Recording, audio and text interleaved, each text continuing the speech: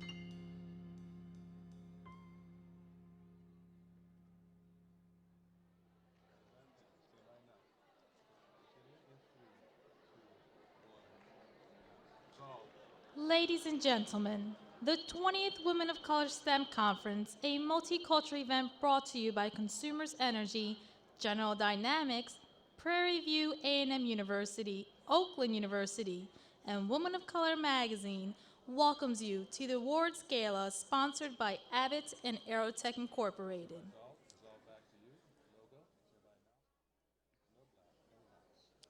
Now, let's meet our MC. Dr. Pamela McCauley is an ergonomics and biomechanics expert, a popular author, a dynamic keynote speaker, and an award-winning professor in the Department of Industrial Engineering and Management Systems at the University of Central Florida, where she also serves as director of the Ergonomics Laboratory. Dr. McCauley is currently on assignment with the U.S. Department of State in her role as a Jefferson Science Fellow. Jefferson Science Fellowships are prestigious appointments to senior academics based on their stature, recognition, and experience in the national and international scientific communities, and their ability to rapidly and accurately understand scientific advancements to effectively integrate this knowledge into U.S. Department of State USAID policy discussions. Please welcome Dr. Pamela McCauley.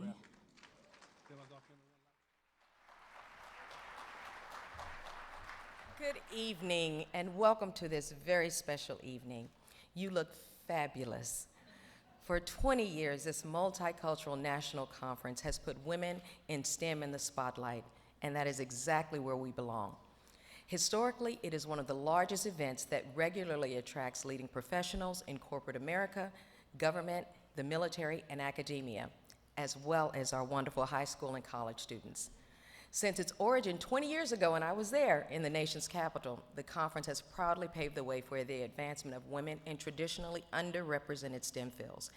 And we take this responsibility very seriously because we've seen the results of this positive support, training, and sharing, and ladies, we have shared this weekend, okay? And mentoring at every career level from entry to the executive suite. And as you've been hearing, it's never really too early to start. With little cheerleaders all the way down to the crib, it's never too early to start. So clearly you agree because so many of you have wholeheartedly supported our STEM is a Girl Thing initiative. And we also hope you've been enjoying your Women of Color TV on Channel 47, not like anybody was in their room, right? But if you were, if you happen to have a few minutes, turn to Channel 47 in your hotel room. It's really cool. And you might see yourself, and you will understand when I say, you look fabulous. So look at it. And we want to especially thank the extraordinary Detroit Host Committee, chaired by the amazing Monica Emerson. They are the most dedicated. Yeah, you can show her some love.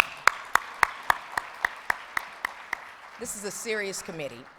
They are the most dedicated, high-powered group of volunteers that anyone could ask for, and they have contributed immeasurably to the success of this conference and to the record attendance this year. We came with it, you guys, and you'll find their names in the conference guide, but for now, let's show them a little love here.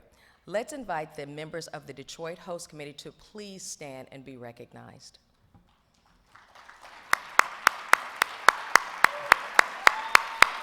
Awesome. Thank you so much, you guys. We are extraordinarily proud of the great turnout to celebrate this 20th anniversary milestone, and I really am having a hard time believing it's been 20 years. But in fact, because of the need to accommodate all of our attendees, you can see that we changed the format of the gala a bit.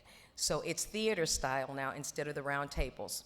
And taking this step gives us more room to accommodate more women, more students, and men. We love you too, so a few of you too, okay?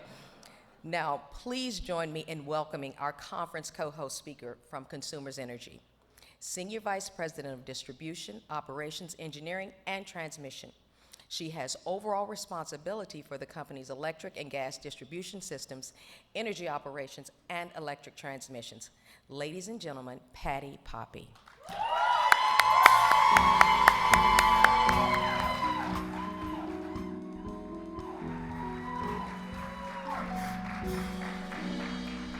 Well, good evening, everyone. It is my privilege to represent my coworkers. They're a little rowdy, forgive us. From Consumers Energy, we are so pleased to partner, and we'd love to congratulate all of the honorees tonight. And I have to tell you, I heard some good news backstage, that Career Communications has determined that they are going to come back to Detroit and back to Michigan for the next 5 years for this extraordinary conference. So we're thrilled to be partnered with all of you, bringing the incredible talent here to this room. You know, I hope you had an opportunity to meet some of my coworkers from Consumers Energy. Sometimes people ask me, in my role as the Senior Vice President of Operations and Engineering, if that's unusual, and you know, if it's lonely at the top. But I have good news to tell you, I'm not alone. I do report to our CEO, and on our senior team, we beat the odds a little bit. Most senior executive teams in America on Fortune 500 companies have about 14% of their executives are women. I'm happy to report Consumers Energy is 33%, and just a couple run down the list. Our general counsel, Kathy Reynolds, is my partner in crime and my favorite lawyer. And our Vice President of Engineering, Mary Palkovich, was here this week. Our Vice President of Energy Operations, all of our line workers and keeping the lights on, Michelle Kirkland. Our Vice President of Shared Services, Annette Gardner, was here this week. Vice President of Human Resources, Vice President of our Corporate Secretary. So I can tell you, Consumers Energy is perhaps not your father's old utility. And we are a company that believes in more than profits. We are a company that believes an energy company can leave the planet better than we found it. We are a company that believes that every one of us has a unique gift that we can bring to the table. And we want to be the kind of company that can deliver on our promise to the people of Michigan. And we do that through all of our great employees, my coworkers, all those people in blue shirts you saw this week. We came out in force because we want to create an opportunity that Michigan thrives, that we're a magnet for talent, and we can set the pace so other people choose careers in technology and engineering. And for you, what does that mean? It means don't settle for the average. For each of you, not one of you in this room has ever been average in your life. Every one of you is a barrier breaker. And you can use that potential, tap it, and stand for being more than average, better than average, above average, be extraordinary. Each of you, I hope, were inspired this week to believe that anything is possible for you with your capabilities and talents. Put them to good use. Consumers Energy is thrilled to be partnered here and thrilled to honor all of you here tonight. Have a great evening.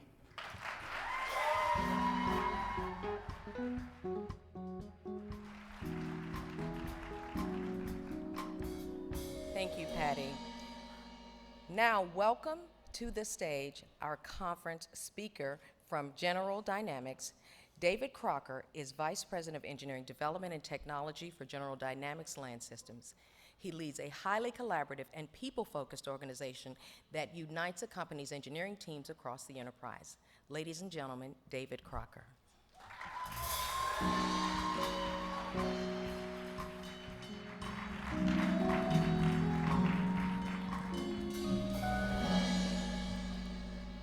Good evening. It is a great pleasure to join all of you in honoring these amazing women who dominate in their STEM-related fields. On behalf of General Dynamics, I'm very proud that our company is one of the sponsors of this very important conference and awards event. General Dynamics believes that the development of world-class talent in science, technology, engineering, and mathematics is critical to the future of our industry and our global leadership. Supporting female STEM students and employees is an essential part of our company's strategy to out-innovate and out-produce the rest of the world. What Women of Color has done in the past 20 years is utterly amazing. Your hard work to promote and recognize the multicultural aspects of STEM has truly transformed not only the defense industry, but has made all of our country's industries more competitive. You can count on General Dynamics to continue to be your partner in encouraging, mentoring, and supporting women throughout their professional experiences. When we develop, retain, and promote women in STEM, it's very clear we all win. Thank you.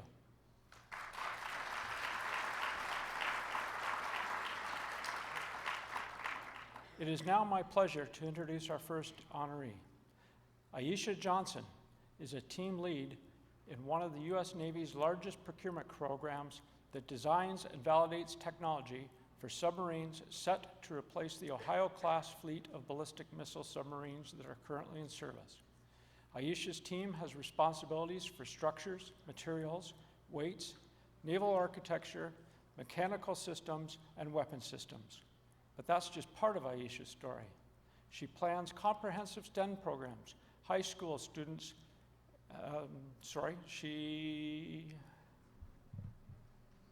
comprehensive for high school students, and has tutored 2 students in math and science, following them from 8th to 11th grade. Thanks to her commitment, these students have a real future in STEM. I'm proud to present Aisha Johnson.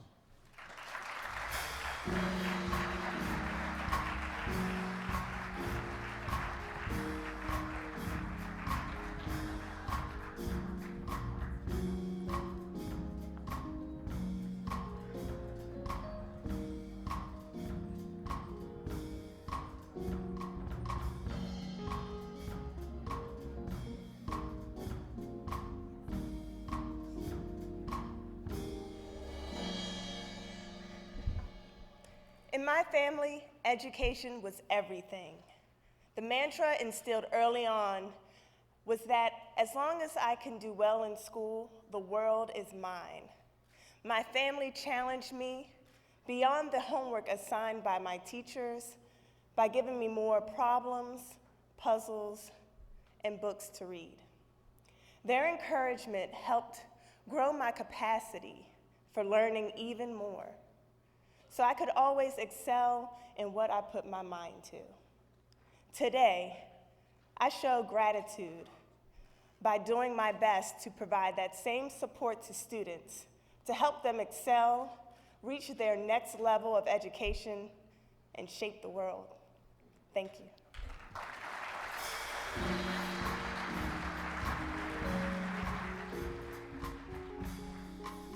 Congratulations. Now, ladies and gentlemen, join me in welcoming our sponsor speaker from Aerotech, Executive Director of Government Services, David Veras.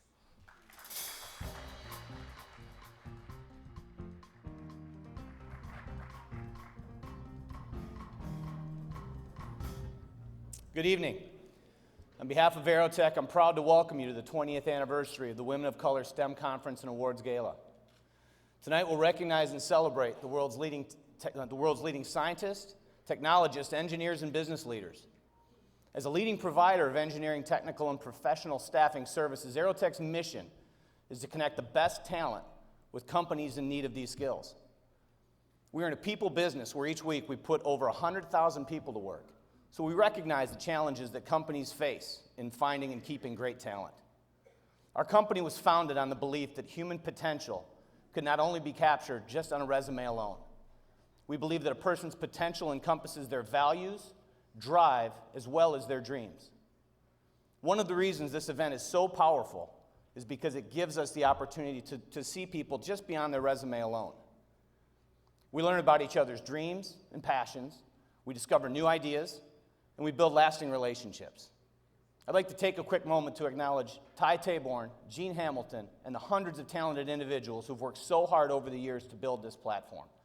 Congratulations.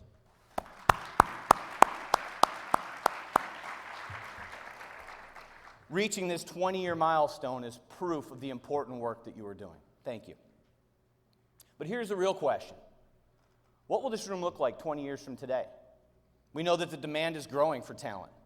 It's estimated that by the year 2020, just a few years away, the demand for STEM professionals will add over 1 million new jobs just in the United States alone. One thing I've heard a lot about this weekend is STEM is a girl thing. Tonight, you're going to hear powerful stories from extraordinary women who have overcome both personal and professional obstacles on their path to this stage. As you reflect on their stories, I challenge each of you to think about how you can encourage the young women in your life who have the dreams and potential to be here. Have a glorious gala evening as we celebrate all that is great about women of color in STEM. Thank you.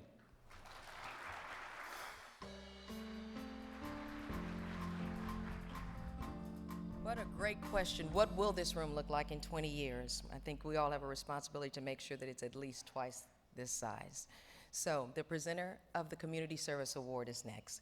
And the Community Service Award in Industry, the Community Service and Industry Award presenter is the Vice President of Market Development for IBM.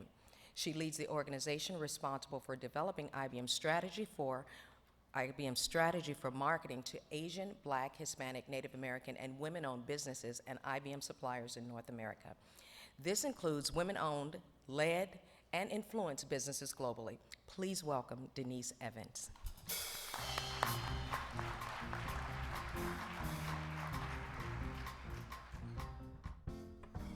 Good evening. From the moment Shauna Wilkins Ellis managed her first large-scale test in 2000, IBM entrusted her with increasing responsibility. Recently, as Global Test Manager for Project Melody, she planned, executed, and supported over 70 countries and 2,500 applications. Her dedication, though, carries over to helping students in her community. Among many involvements, she was the National eWeek Coordinator for the Tampa Bay area, actively promoting interest in STEM for students K through 12. She led IBM's Charitable Contributions campaign, directly benefiting the community. As PTA board member and treasurer, she helped raise funds for 18 computers and technical devices. I'm so very proud to present to you Shauna Wilkins Ellis.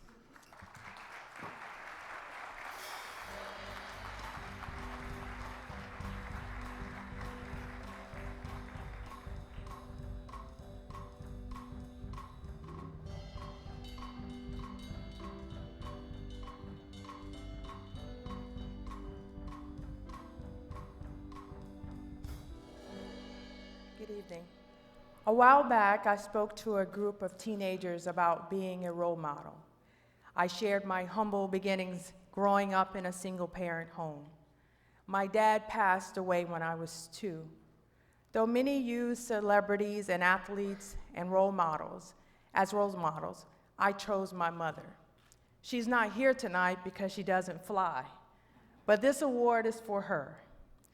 Lillian Pearson laid the foundation for morals, character, and determination. The National Black Child Development Institute website states, "When we help our children, we provide for our own future." She invested in hers, and I am investing in mine, our children. Thank you.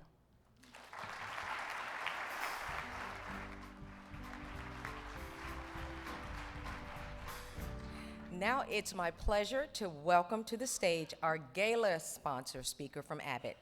Corliss Murray is Senior Vice President of Quality Regulatory and Engineering Services and the 2013 Baya Emerald Honors Scientist of the Year. She began her stellar career at Abbott in 1989 and is among the company's most accomplished executives. Please welcome Corliss Murray.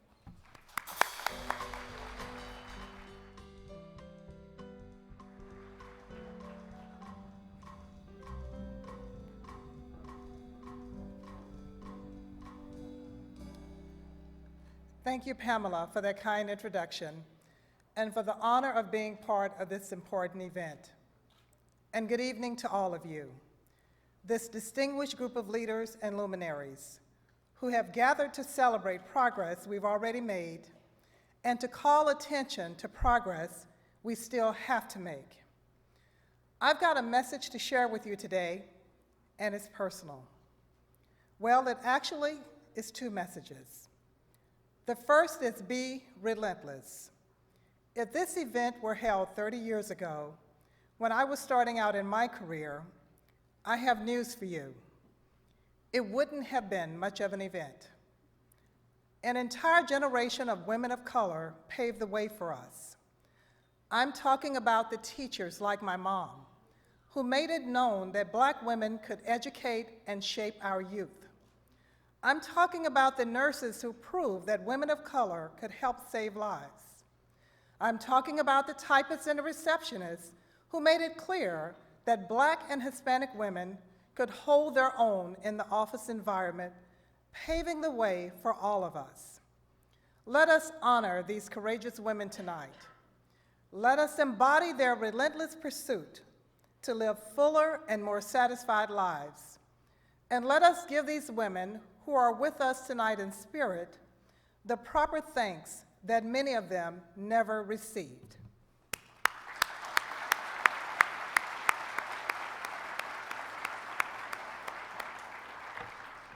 Now, as we represent those who came before us, let us be smart about how we continue to be relentless ourselves, which brings me to my second message: be inclusive.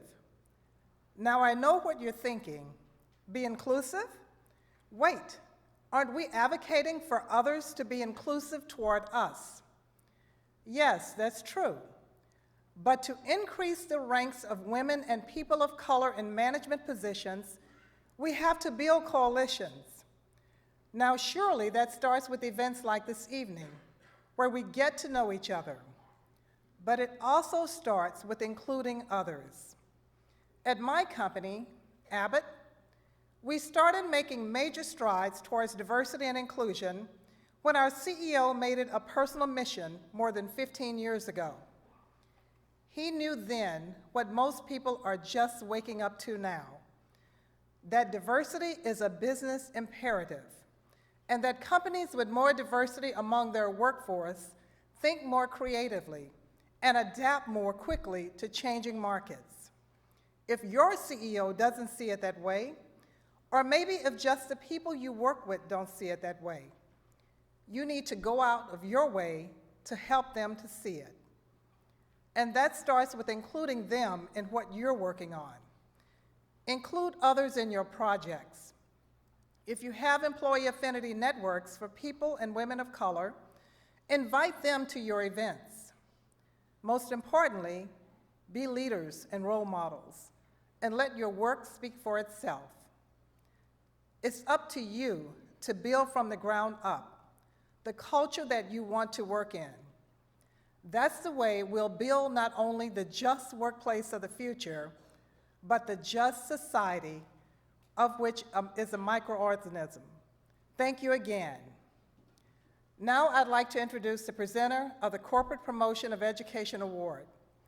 At Abbott, he's responsible for our corporate engineering, global project management, global facilities planning, engineering operations, capital and asset management strategy. Please welcome Division Vice President of Corporate Engineering, Luis Diaz.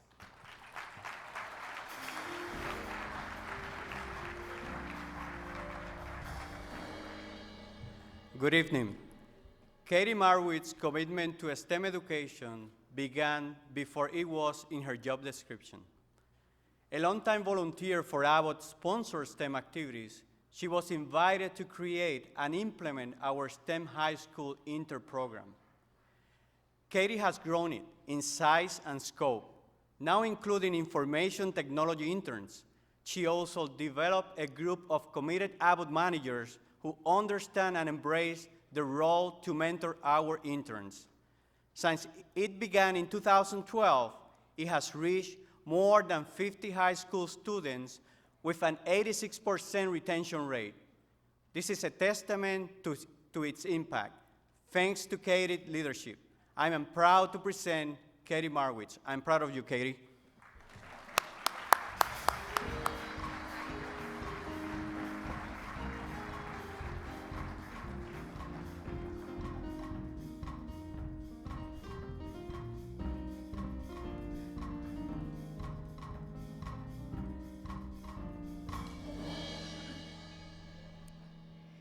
My sixth grade math teacher really made math fun and exciting. She repeatedly told me I could do absolutely anything I put my mind to. She felt strongly that even though people learn differently, everyone could aspire to greatness, regardless of economic, physical, or biological differences. At the time, everything I was interested in was heavily male-dominated. However, she showed me possibilities and encouraged that the sky's the limit, whether you're male or female. I am forever grateful for all that she did for me, and I know that she had strong influence on the confident person that I am today. Thank you very much.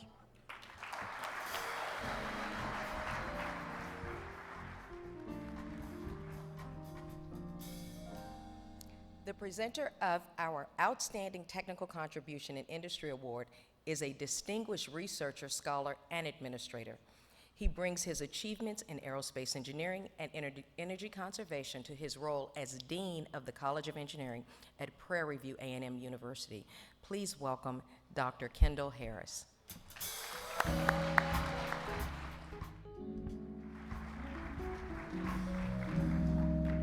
Good evening.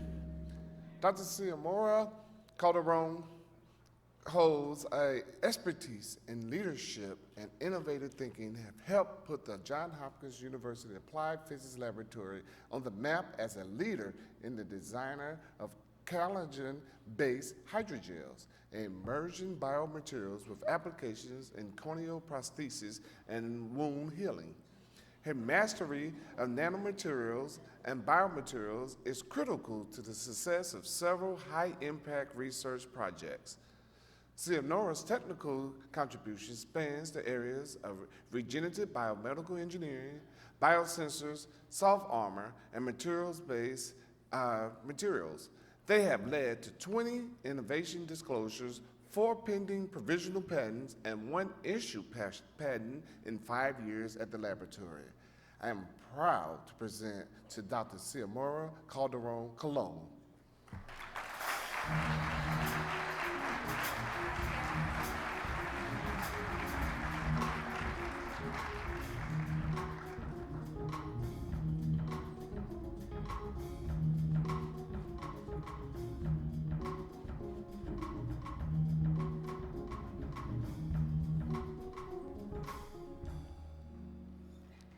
There are moments in life when the decision you make can change your future forever. My parents were divorced, and my mom stretched every penny to give my brother and me a good life. She always stressed education and encouraged my dream, which I'm thankful for. A scholarship allowed me to earn my bachelor's degree in science. With limited English, I came to this country for an internship, discovered so many possibilities, and I came back for graduate school. Now, with my PhD, I can positively impact my family and the life of others with the work that I'm doing. Thank you.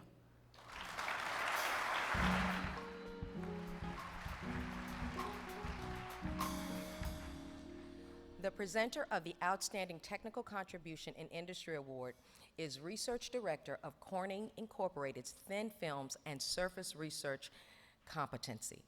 She has a responsibility for thin films, functional coatings, and surface innovations in support of Corning's businesses. She is also responsible for developing and maintaining Corning's capabilities in thin film and surface engineering. Please welcome the 2011 Women of Color Honoree for Research Leadership, Dr. Odessa N. Pizzold.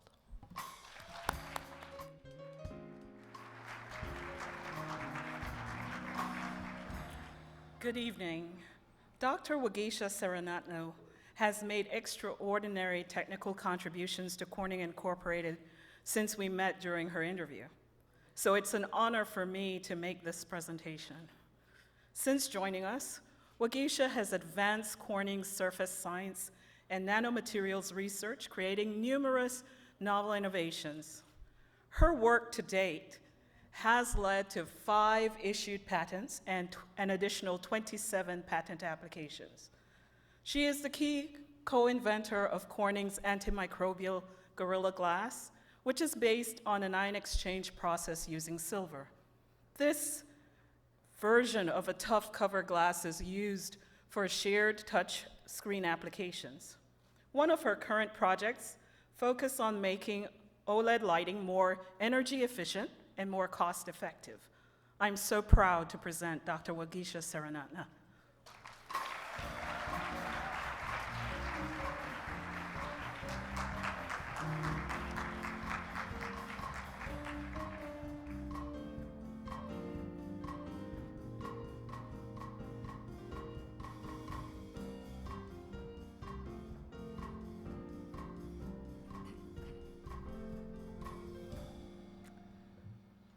Good evening. Ever since childhood, I've been fortunate to be inspired to do my best. My parents, both graduates in liberal arts, encouraged my sister and me to study sciences. They made sure that we read and taught us to enjoy what we learn. When I took chemistry in high school, I knew that this was the subject I wanted to continue on. Today, I continue my passion in chemistry, doing research on nanomaterials and working on applications I could not have imagined as a kid, with help from some amazing people along the way. So thank you, Corning, and thank you to all of you for supporting that STEM is a girl thing. Thank you.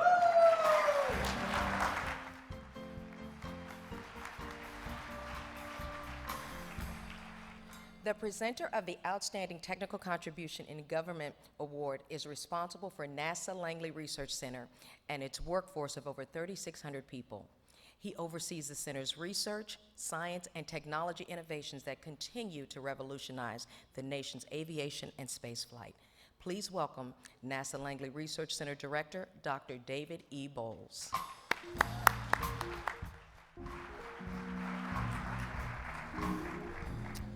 Good evening. Dr. Mia Ciocci's research interests and contributions at NASA encompass structural nanomaterials, bio-inspired materials, self-healing materials, and anti-fouling engineered surfaces, and energy harvesting. She's been involved in nanomaterials research for over 15 years. She holds over 9 patents and has over 30 patent applications in nanomaterials and energy harvesting. She's a principal investigator at the NASA Aeronautics Research Institute and is a researcher associated with the National Nanotechnology Initiative. She also leads the center's nanotechnology incubator. Her efforts are revolutionizing materials for aerospace applications by using lightweight carbon nanotube-based structures that outperform carbon fiber composites. So I am very proud to present Dr. Mia Ciocci.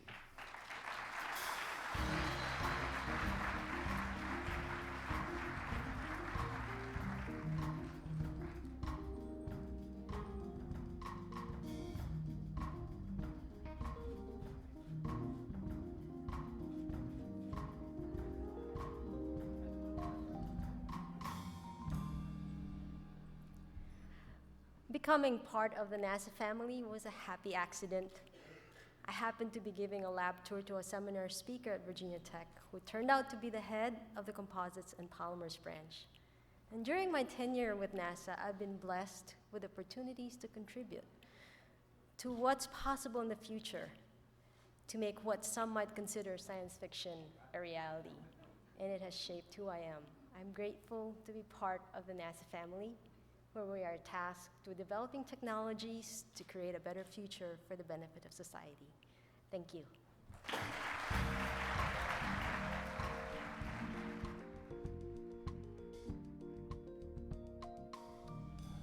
So you get to hear me 2 more times, actually.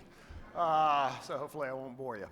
Janella Applin is a recipient of the Managerial Leadership in Government Award. She's responsible for providing executive-level leadership, guidance, and direction in the development and execution of NASA's portfolio of airborne projects.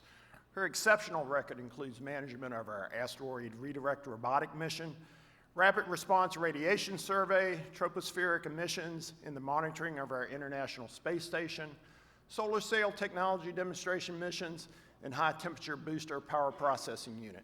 She was previously Chief of Staff and Executive Officer to Langley's former director and was responsible for implementation and technical integration across all center activities. I'm very proud to present Janella Applin.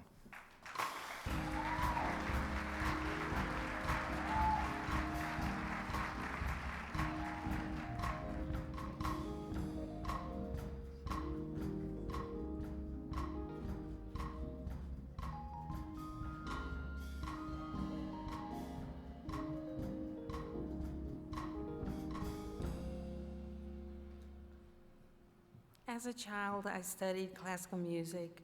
I always dreamed of becoming a concert pianist, but my father had other ideas. He was the director of minority admissions at the University of Florida. During my high school years, he enrolled me in every pre-engineering program available. I was crushed when he told me I was going to major in engineering and that music would be a great hobby for me. I ultimately gained a passion for engineering. Thank you, Dad, and my family for their unwavering support, and thanks to Dr. Bowles for nominating me. I am truly humbled.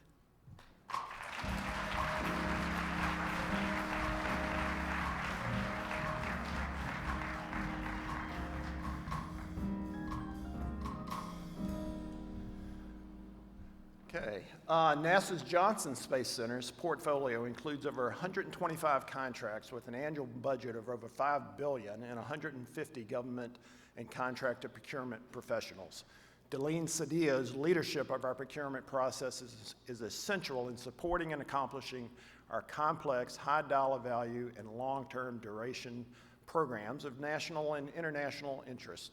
Her advice and oversight is essential for the success of the Center's major acquisition and contracts, including the International Space Station Program and the Commercial Space Transportation Program, valued jointly at more than $25 billion, and the Orion program, valued at over $12 billion. I am very, very proud to present Delia Cedillo.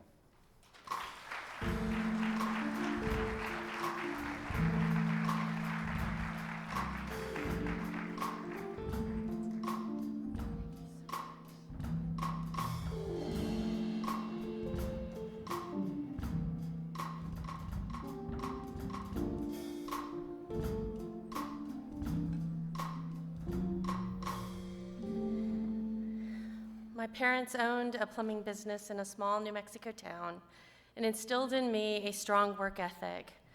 Mom passed away during my high school senior year, so I helped my dad raise my younger sister, and it was a difficult decision to leave for college. Though I was grieving my mom's loss and leaving my family, I immersed myself in my studies while working full-time to put myself through school. I owe my parents so much for giving me that strong work ethic that has helped me succeed in my personal life and my NASA career. Thank you.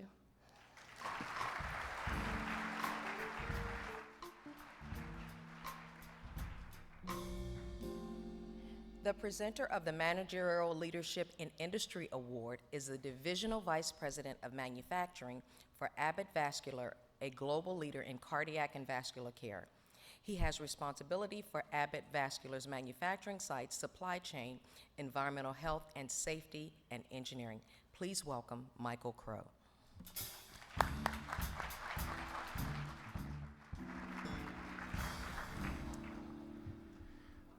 Benita Bird is in charge of Abbott Vascular's safety and protection of our employees, the environments which we operate, and the value of the company's brand and reputation across the globe. We have over 6,000 employees in US, Europe, and Latin America, and she is in charge of the safety of those employees, as well as the sales force in over 38 countries. Based on her leadership and her technical expertise, she implemented safety programs that delivered an 80% reduction in lost workday cases and a 50% reduction in the correlating workers' compensations costs over the last 3 years. I'm very proud and very delighted to present this award to Benita Bird.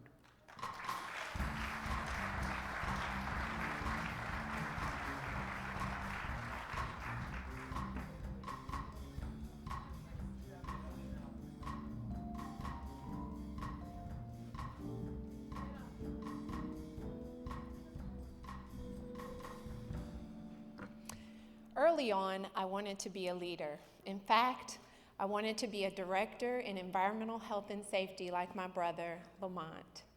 As a high school senior, I visited him in a graduate program in industrial hygiene.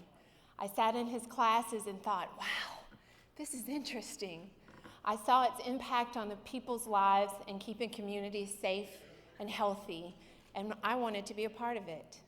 I'm grateful to him as my role model and to my parents who always encouraged me, prayed for me, and supported me along the way. Thank you.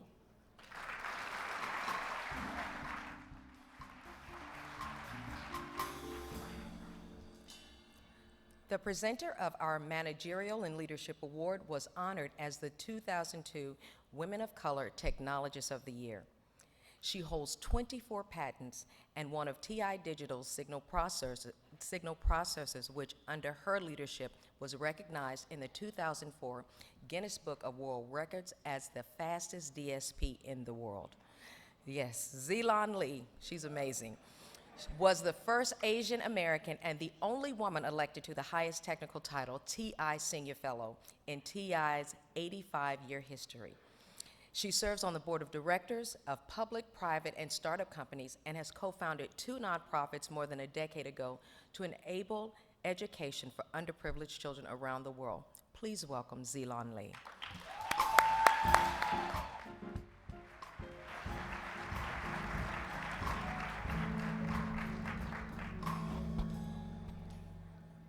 Building strong customer relationship is critical to the success of a company and its growth. An accomplished program manager like Kendra Francis Jones' strategic leadership gained the respect and confidence of the U.S. Army and U.S. Marine Corps customer. It was instrumental in securing $92 million in sales contract that revitalized this legacy franchise. When each was challenged to find the contracting vehicle necessary to support improved target acquisition system image enhancement development.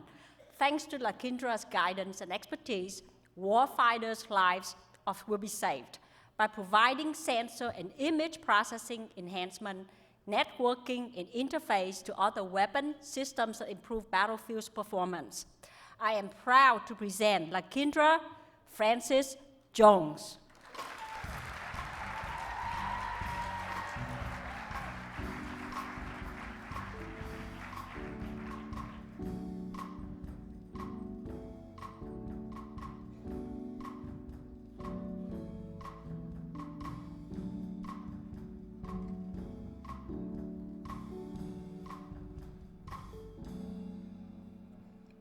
My single teenage mother and maternal grandmother raised me in an urban community plagued by generational poverty.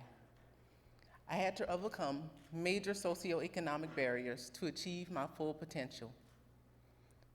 My chemistry teacher knew my family and asked me about my goals. I told her I wanted to be a stockbroker. She said, "You're too smart for that. You're going to be an engineer." I chose physics and engineering. With help from advisors and mentors, I earned youth opportunity grants to participate in STEM and college prep activities. Now, I passionately commit myself to help other women like my chemistry teacher helped me. Thank you.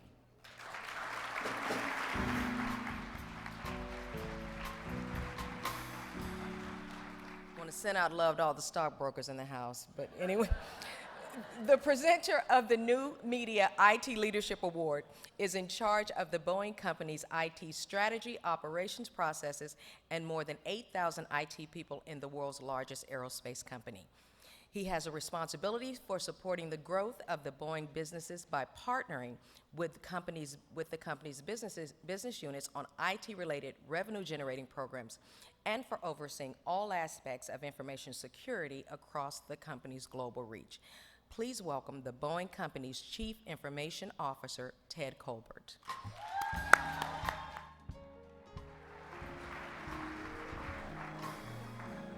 Good evening, ladies and gentlemen.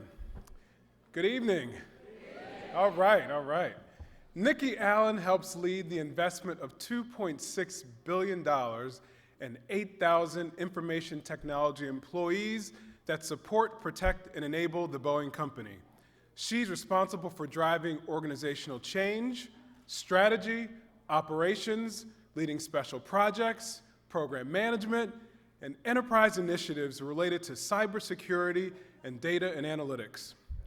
During her short time in her current role, she has dramatically helped me improve the operational effectiveness of our organization and helped shape multi-billion-dollar projects aimed to help transform technology at the Boeing Company. In her previous roles, her ingenuity and leadership were instrumental in helping generate billions of dollars in revenue for the company. This phenomenal and rising young woman is truly inspiring. She leads and delivers results with unapologetic brilliance, confidence, and perseverance. I am so proud to present Nikki Allen.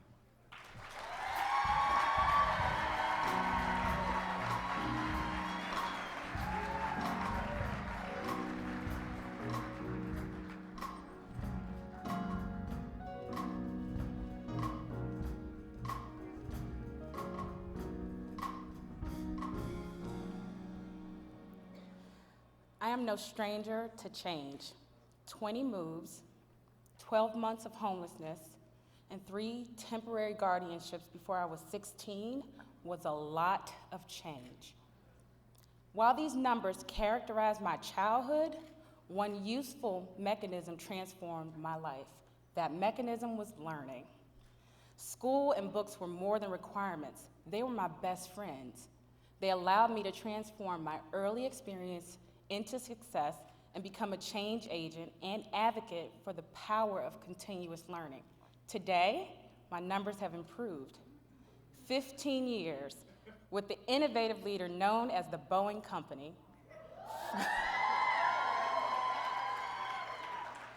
4 amazing men, my husband, and 3 sons. Thank you. And now, one humbling recognition from women of color. Thank you.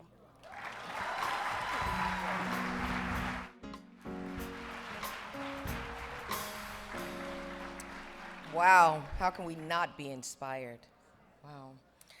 Here to present our student awards in the research category is the 2007 Technologist of the Year and retired Northrop Grumman Vice President and General Manager. She currently mentors junior STEM employees in corporate America and helps to build and increase the STEM pipeline from primary school through college. She serves as the board chair of the Associated Black Charities. Ladies and gentlemen, Shanetta Davis.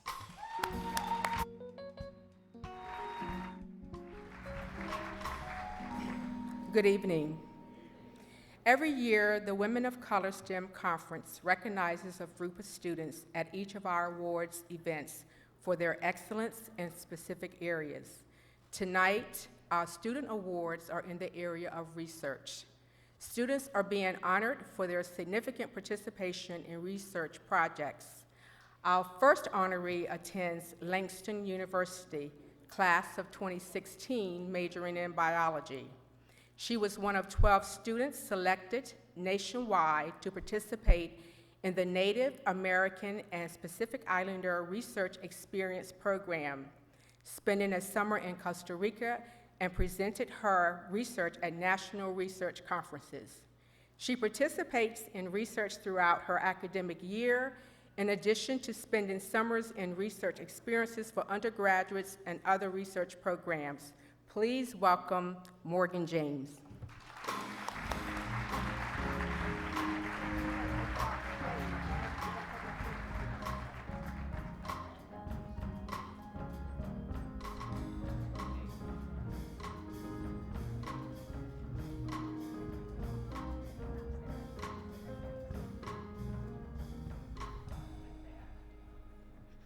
Our next student awardee attends Tuskegee University, class of 2017, majoring in chemical engineering. During her first 2 years of college, she has done extensive undergraduate research with one of her chemical engineering professors in stop flow lithography in the application of thermal heat transfer. She is continuing to work with her professor on research project while completing her studies. Please welcome Elena Huckabee.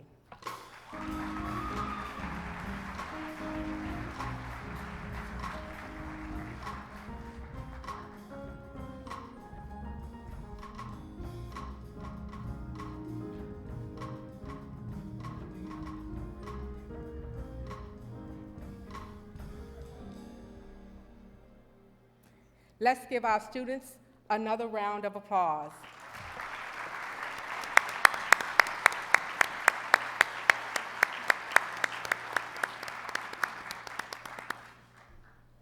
Outstanding, and they're beautiful, and they match, okay? The presenter of the Corporate Responsibility Award manages over $2 billion in annual procurement activity for production, sustainment, and indirect materials for all Lockheed Martin aeronautics programs, supporting each of the 7 assembly plant locations. Please welcome the Director of Supply Chain Management, Procurement, and 2006 Women of Color Career Achievement Award, Carol Linwood.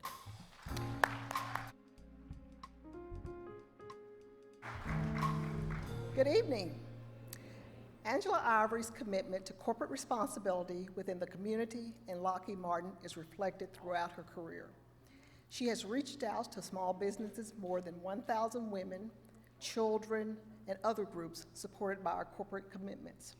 She has led our corporate initiative and supplier socioeconomic self-certification, ensuring our small business goals were met across all our business units, earning her the Think Small Business Win Big Award. She actively supports our university recruiting efforts. She serves on the Aeronautics Diversity Council and is currently an officer of our Fort Worth Women's Initiative Network.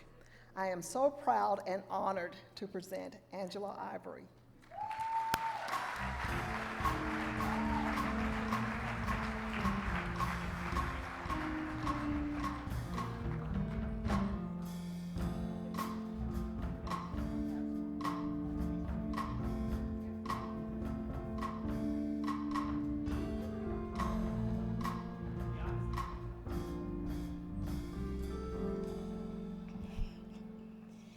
Sometimes the very thing you're avoiding draws you in. My father is a lifelong educator who has shaped the lives of thousands. College was not an option in our house. Growing up, I wanted to be a teacher to help others like he does.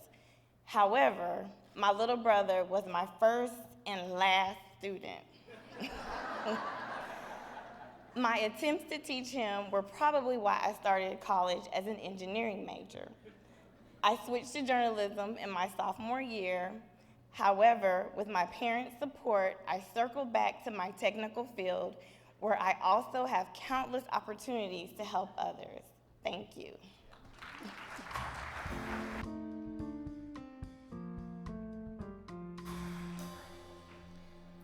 The presenter of the Pioneer Award is the Vice President of Student Affairs at Oakland University.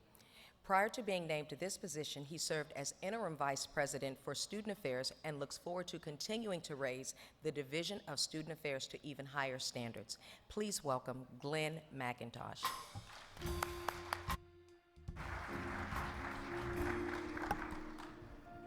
Suja Sadra Sakarian leads technology, data, and digital transformation for Walmart US, Sam's Club, and Walmart International. One of the world's largest retailers, Walmart collects 40 petabytes of data from its customers every hour. 1 petabyte equals 1 quadrillion bytes. Data analysis use the data to make decisions about everything from new products to the right offers to generate individual customers. Schuster works with other Walmart executives and stakeholders to define technology strategies and innovations that enable the company to get the right products at the right price to the right place for customers. I'm proud to present Suja Chandra Sakarian.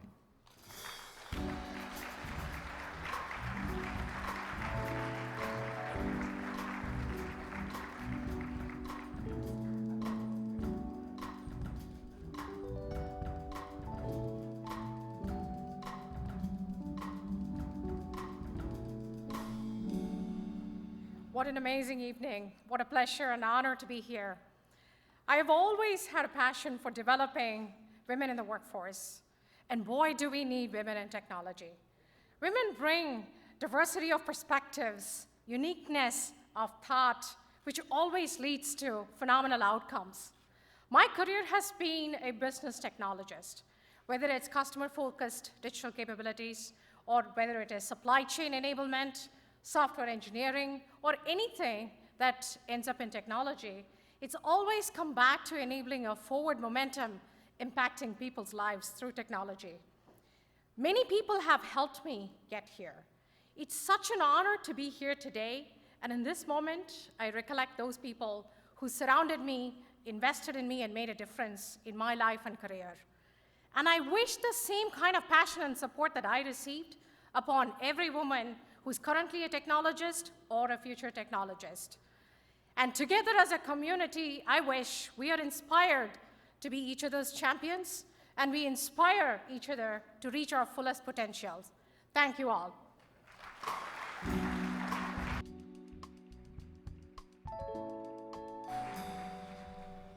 Outstanding. Ladies and gentlemen, the RME Band opened our awards gala tonight, And now we welcome them back. Singers deliver the lyric of a song, but it's the drummer who provides the heartbeat. Eric Rain Man Gaston does it with power, purpose, and style. The RME Band has toured the world, backed up the likes of Salt and Pepper, Eric Robinson, Kajon, and my homeboy Charlie Wilson. Okay? Please give a real fine Women of Color in Technology welcome to the RME Band.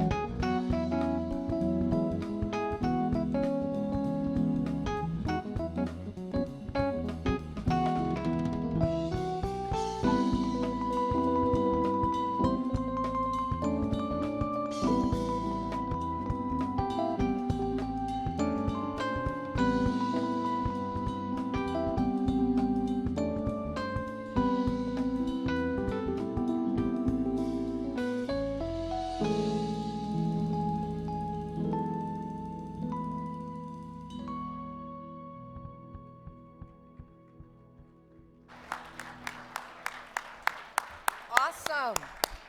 Awesome, Ari. Outstanding. Well, we are back.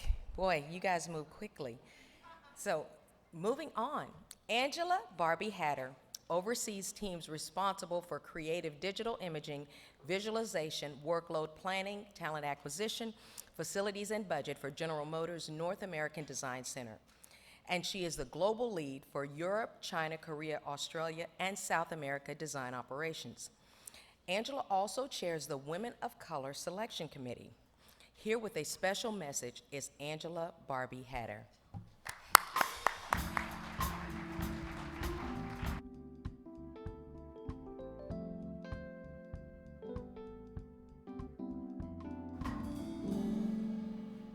Ladies and gentlemen, on behalf of the Women of Color Award Selection Committee, I want you to know what a privilege it is for us to serve and to review the award submission packages of these extraordinary women. We spend many hours deliberating, and to then come here and see the results of this deliberation is a proud moment for us. More importantly, it's a proud moment for these honorees crossing our stage tonight. Congratulations and thank you.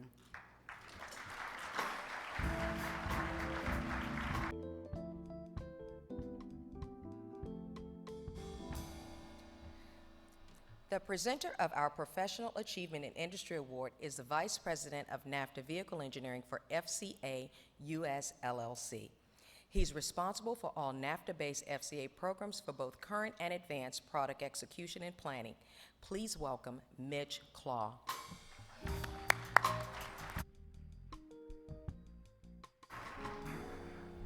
Good evening.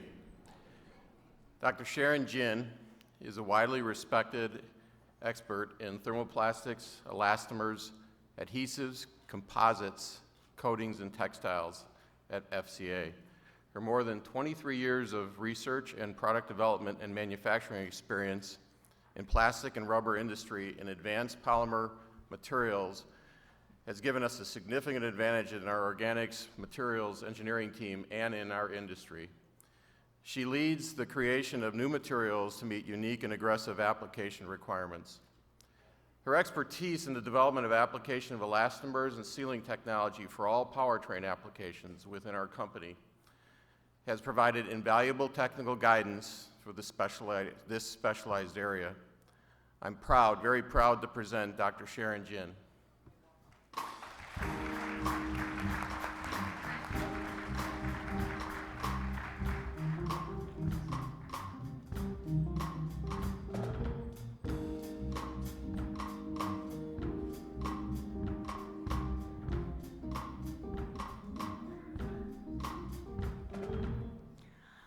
I grew up in the most westerly region of China. It was so far away from the rest of the country that most people could not afford railway tickets to leave the province. When I was young, I loved reading and dreamed of traveling beyond my hometown. Entering a good college was the best option, but very competitive. As a kid, I did not know how far I could go, but I knew I had to do my best. My curiosity and desire to strive shaped my attitude towards life and paved my career path. Here I am today. Thank you.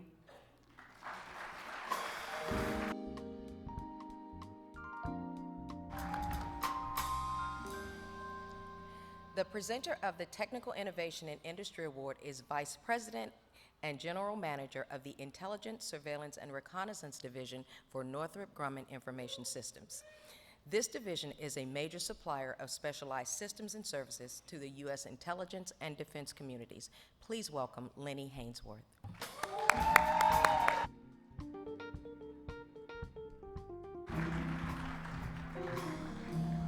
Good evening. As a native of Detroit and a proud, privileged representative of the great people of Northrop Grumman, I'm happy to recognize Dr. Kai-Ann Fu. She joined Northrop Grumman in 2009 as part of our Airborne Systems Business Unit. She quickly became a strong technical innovator with her critical skills in signal processing analysis, software implementation, test system strategies, and algorithm development. After joining our terrestrial signals unit, Cayenne became the immediate successor of a long-standing expert in the signal processing field. She is a member of a signal analysis group that solves some of the most complex problems in the defense industry and has improved their performance in a measurable, significant way. I am so proud to present to you Dr. Cayenne Fu.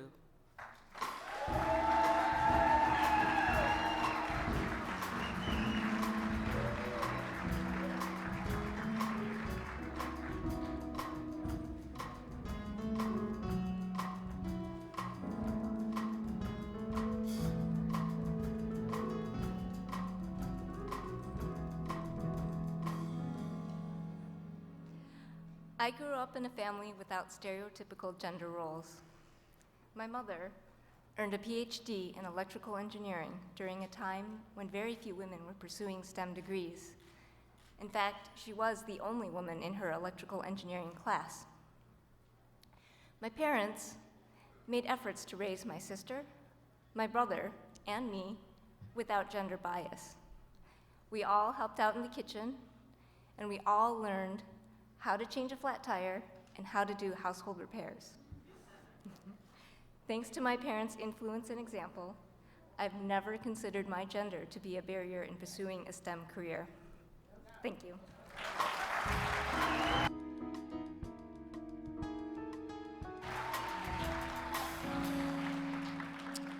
The presenter of the Technical Innovation and Industry Award is Vice President of Customer Experience, Rates and Regulations and Quality.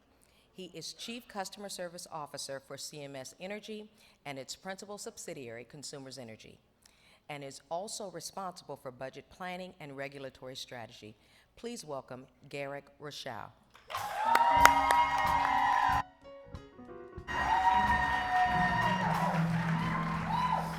Good evening. Throughout her career, Gina Marshall Johnson has demonstrated technical innovation and superior leadership. She has led key projects established under the National Security Presidential Directive to secure our nation in cyberspace. Among them is a major test and evaluation effort assessing the intrusion protection system designed to protect all federal departments and agencies. As a program manager, Gina continued managing those tasks and has responsibility for all Department of Homeland Security cyber projects. She established a major flagship project demonstrating how federal departments and agencies can integrate existing commercial, off-the-shelf cyber defense technology to decrease response times from days to seconds. I'm proud to present Gina Marshall Johnson.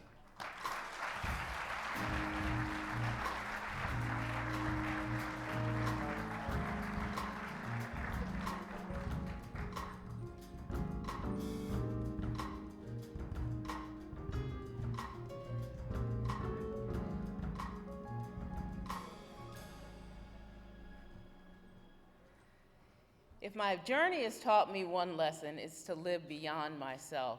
I lead teams to improve cybersecurity in the defense of our nation's government and industry networks. Our information systems are being attacked like never before. We need more computer scientists and engineers, sounds like a girl thing, because this is truly a defining moment in our history. We need greater innovation to protect our information systems, and we need a better balance between scientific possibility and social responsibility. Albert Einstein said to strive to be of value, not of success. By living beyond ourselves, our value is limitless. Thank you for your contribution.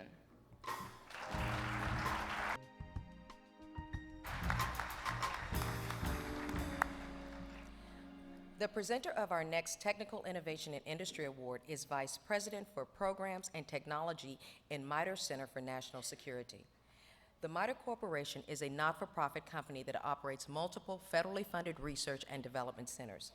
He applies his extensive experience in software engineering, embedded systems, and information technologies to advance MITRE's program division and technical centers. Please welcome John A. Wilson.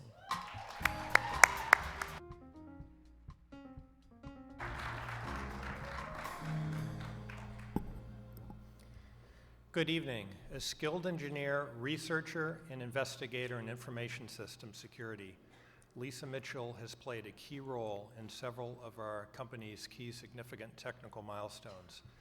Among them, she helped implement MITRE's first public key infrastructure system.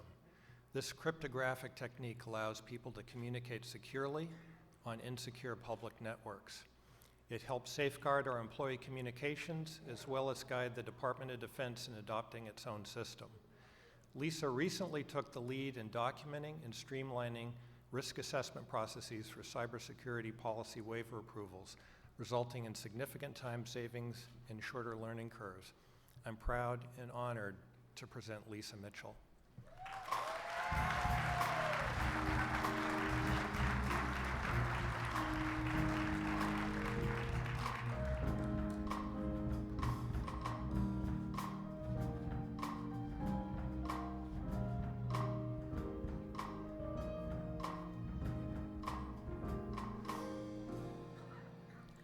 I grew up in Philadelphia and attended public school until 9th grade when I won a 4-year scholarship to a private girls' school. The head of the upper school told me, my mother, that coming from public school, I couldn't hope to compete against girls who had been there since kindergarten. I remember thinking, we'll see about that. I'm grateful to her for giving me that negative motivation to excel. And to others who positively believed in and encouraged me. Rather than discouraging me, her words made me determined to prove her wrong. Too bad she's not here tonight. Thank you.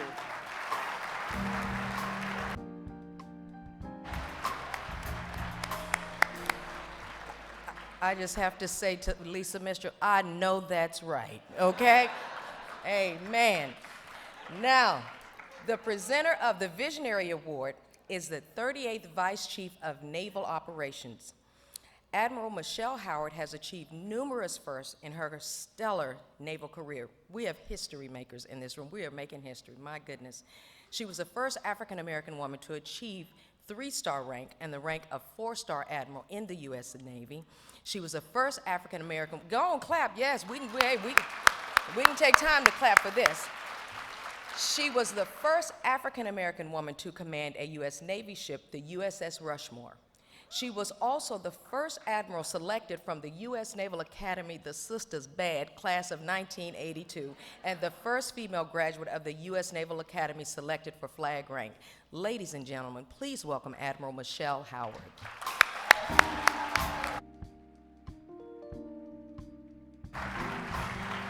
Thank you. Thank you. All right, thanks, Monica. Thank you.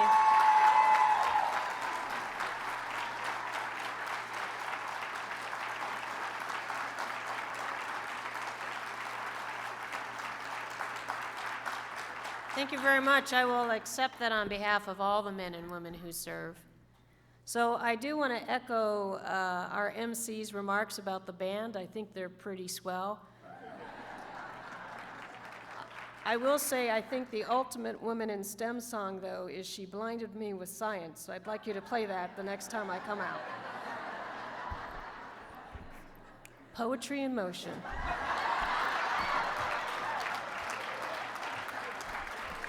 She failed me in geometry. And so that leads me to our next awardee, who is a professor and astronaut, but my personal favorite title, she's a Navy captain. Captain Kay Heyer has been a pioneer throughout her career. She began at the Naval Academy in the second graduating class to include women and distinguished herself as the first woman in the U.S. military assigned to a combat air crew.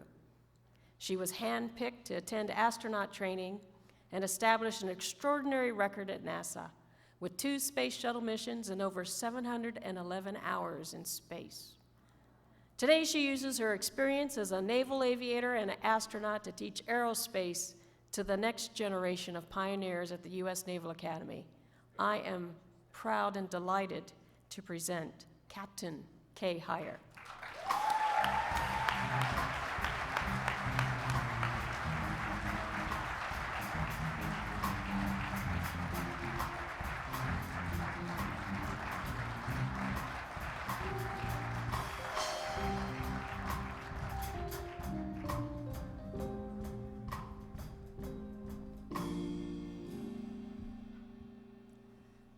As I turned the knob, the shutter opened on the International Space Station cupola window for the very first time.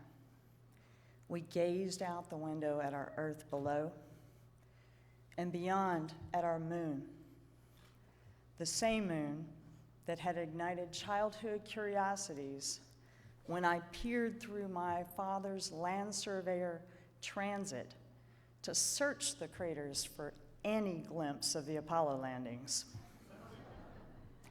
The guidance and unique opportunities provided by my family, teachers, the Naval Academy, Naval Aviation, and NASA led me all the way to space.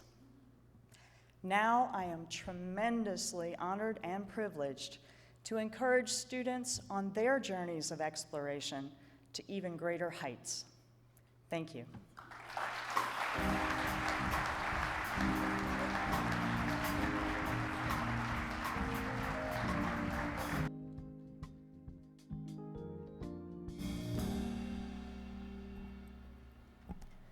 Now for our Career Achievement in Government Award. Wanda Staten-Riggins has been a leader of strong, right in the back, woohoo! I got it. Wanda has been a leader of strong character throughout her 31-year career with the U.S. Navy.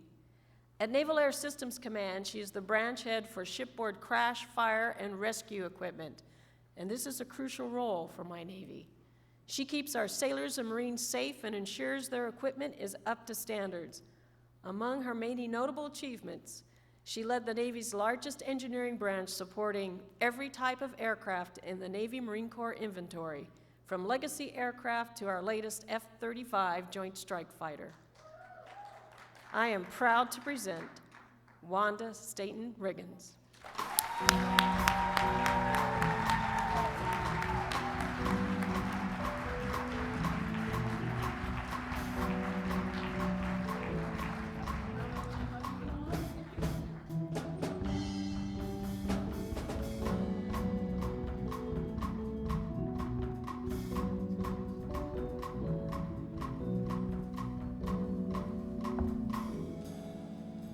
Good evening.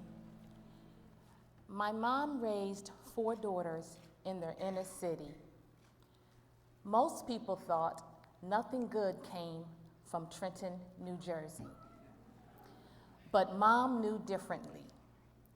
She helped me realize my potential and cultivated my love for math and science.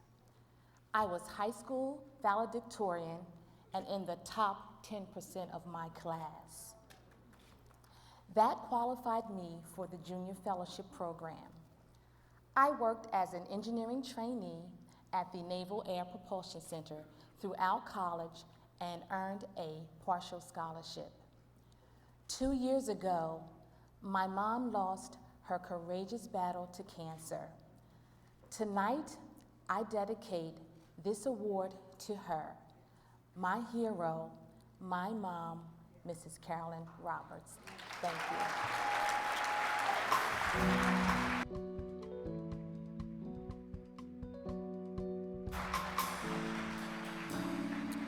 Wow, beautiful.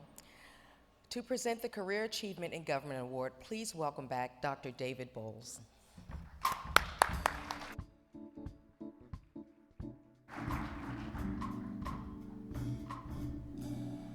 All right, good evening again. Since joining NASA 25 years ago, Debbie Martinez has made major contributions toward understanding the challenges in conducting aeronautics and atmospheric science research on aircrafts. Today, she continues finding solutions in her expert management of the Atmospheric Environment Safety Technologies Project and the System-Wide Safety and Assurance Technologies projects. These projects support the agency's aviation safety program. I've had the honor of having Debbie as one of my direct reports back in the Space Technology and Exploration Directorate at NASA Langley for 2 years. She works tirelessly advocating for Hispanic women and girls to enter the STEM field. I'm very, very proud to present Ms. Debbie Martinez.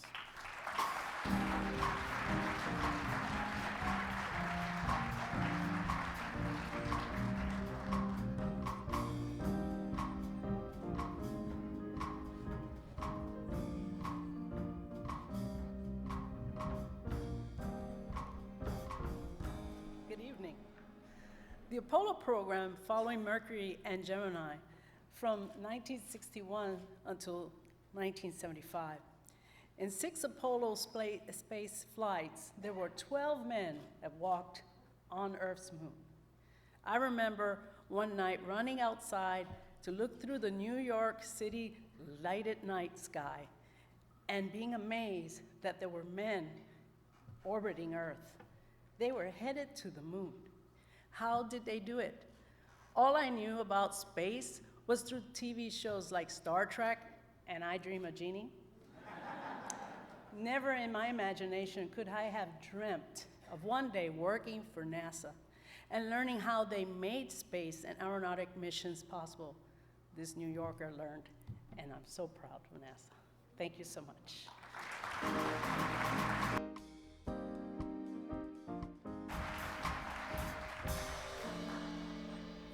As Vice President and Chief Human Resources Officer of the MITRE Corporation, the presenter of the Career Achievement and Industry Award is responsible for strategic planning and direction of human resources for MITRE employees at more than 60 locations worldwide. She has established a reputation as an innovative leader throughout her 34 years at MITRE. Please welcome Julia Gravalis. Thank you. Good evening. For 18 years, Dr. Cynthia Small has been an inspiring leader of MITRE's technical team.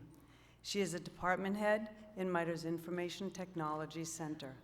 Cynthia's organization develops innovative analytic tools and conducts advanced data analysis for our government sponsors' toughest challenges. Data analytics is one of our fastest growing technical areas, and Cynthia provides cutting-edge solutions that support our business objectives and those of our sponsors. A prominent knowledge management business leader, she developed and applied innovative methodologies for knowledge management process and practices, and authored several strategic plans, ultimately launching MITRE's corporate-wide knowledge management program. I am very proud to present my colleague, my friend, Dr. Cynthia Taylor Small.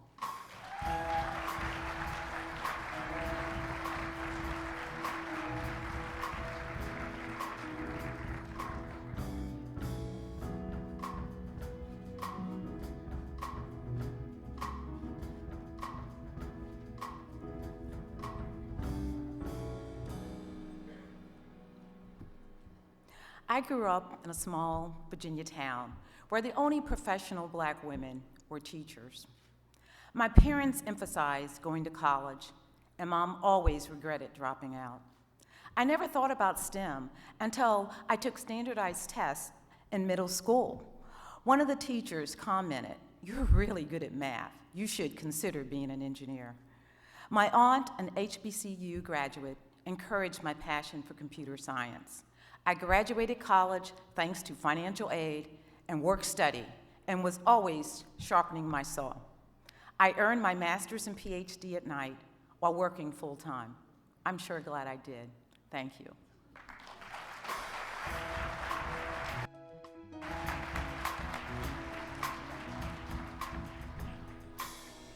To present our Career Achievement Award in Industry, please welcome back from Abbott, Corliss Murray.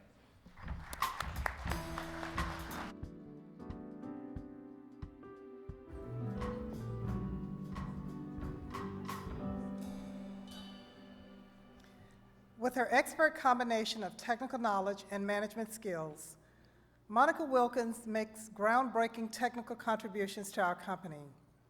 Her unique understanding of global regulatory requirements makes her essential in the pharmaceutical industry for her ability to balance our business needs with regulatory requirements. She leads a high-profile team within our company and works with every Abbott business to assure compliance. Monica also creates an environment of camaraderie and collaboration and leads the way by monitoring industry trends and processes by ensuring our products can reach the people who need them around the world. Unfortunately, yesterday we received word that Monica can't join us tonight. She has been supporting a major initiative for the past 2 weeks and wants to complete it.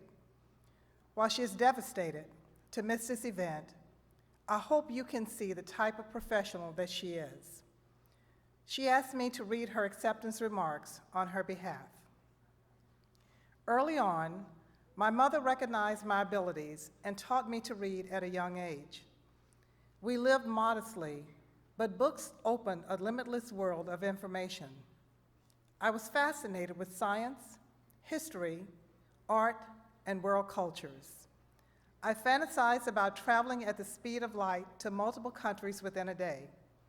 Fortunately, many educators encouraged me to overcome obstacles, believe in my ideas, trust my abilities, and confidently bring them to fruition.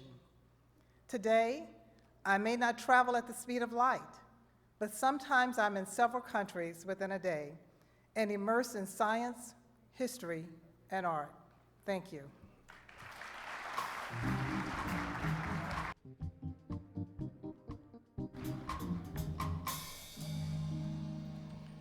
The presenter of the President's Award is responsible for diversity and inclusion for Detroit-based DTE Energy, a diversified energy company involved in the development and management of energy-related businesses and services nationwide. As one of Michigan's leading corporate citizens, the company is a force for growth and prosperity in Michigan communities, including its nearly 3.5 million gas and electric customers. Here is Vice President of Diversity and Inclusion and Chief Diversity Officer, Sandy Ennis.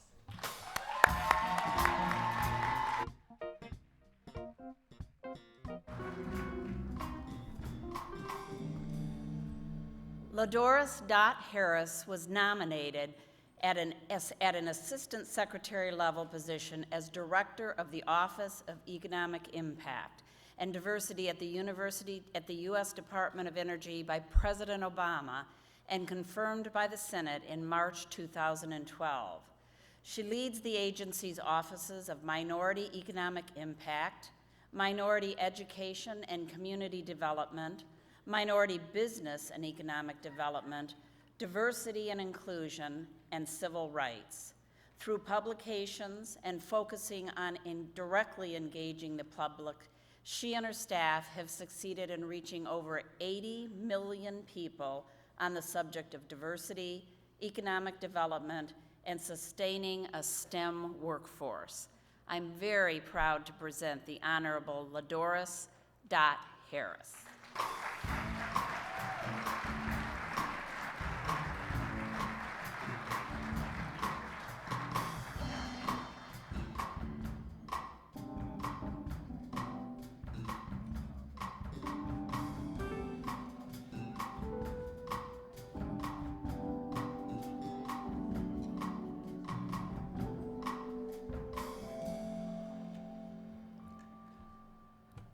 Life's most persistent and urgent question is, what are we doing for others? One of my favorite MLK quotes, I believe my purpose in life is to inspire others to unlock the talent and abilities they already possess. As a child, my upbringing was built on unwavering faith, integrity, hard work, and the passion to be the best that I can do. I made excellence my brand, and it's all I actually know. So starting with beating the odds as the first African-American female electrical engineer graduate from the University of South Carolina, to becoming one of the highest ranked women at the Department of Energy. So to my sisters, I urge you to go about the business of making excellence your brand. Thank you.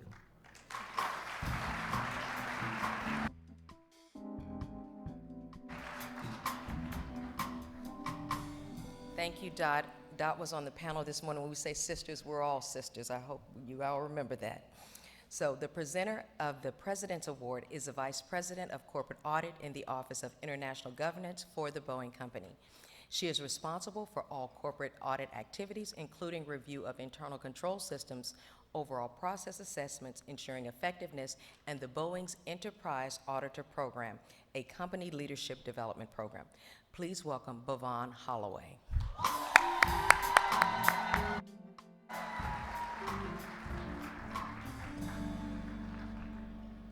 Joan Robinson Berry has combined exceptional leadership, expertise, and a pioneering spirit in aerospace technology throughout her 30-year career. A woman of many firsts, Joan was one of the first African-American women from her neighborhood in East Los Angeles County to graduate from college, one of the first to start her own engineering company, and one of the first to lead a major multi-billion-dollar program at the Boeing Company. A champion of STEM, she uses her own story to inspire young people that their present need not define their future. It's my privilege to present my BFF, Joan Robinson Berry.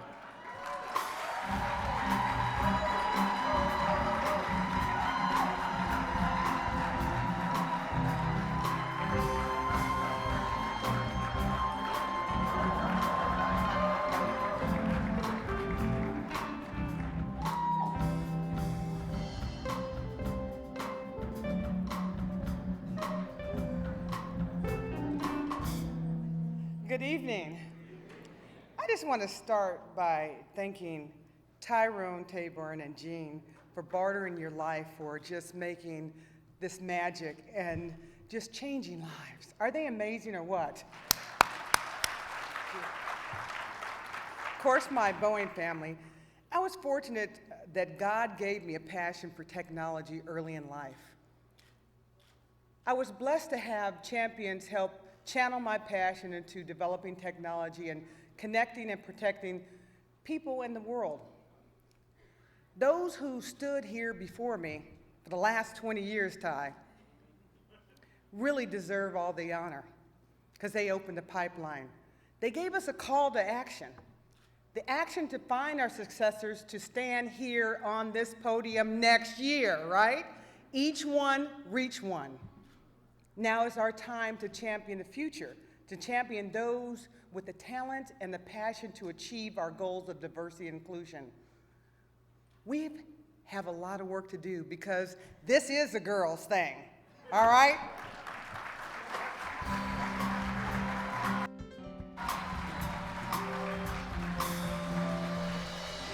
Oh, congratulations, Joan. We go back so far here at CCG. And yes, thank you, Tyrone and Jean, so much for what you do.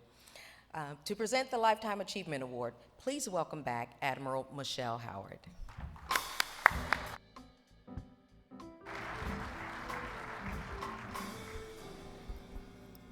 No joy, huh?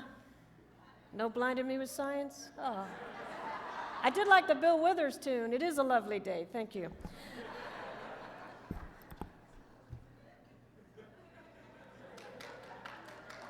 You knew this was going to happen when you hired me, right? Yeah. Ladies and gentlemen, over 32 years in uniform, Admiral Annie Andrews has helped forge the greatest Navy the world has ever known. The lifeblood of the Navy, of this service, is our sailors. And as Commander Navy Recruiting Command, Annie led more than 6,000 sailors and civilians on a quest to recruit the best talent for our Navy. And through her passionate efforts, Navy Recruiting Command smashed recruiting records, bringing in more than 80,000 young men and women into the service during her tenure. And for her commitment to excellence and a generation of proud sailors, I'm proud to present Rear Admiral Annie B. Andrews.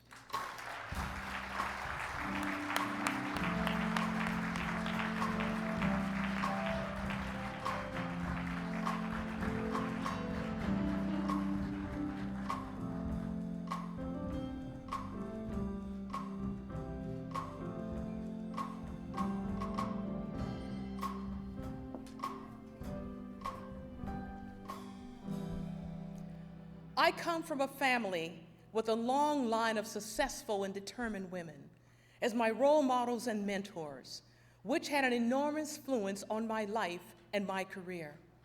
I learned very quickly that to be successful, you should have integrity, confidence, and stand up for what you wanted, but also for what was right. At the same time, I was taught compassion and selfless service. I am grateful for their wisdom, leadership, love, and influence, all contributed in me having a most productive, meaningful, and purposeful life. Thank you for this recognition.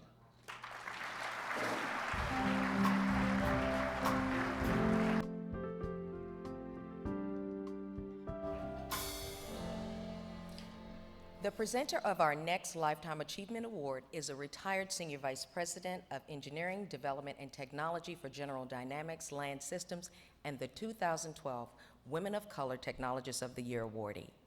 Sonia Sapaban was also the first female to be appointed Senior Executive in General Dynamics history. More history making tonight. Ladies and gentlemen, please welcome Sonia Sapaban.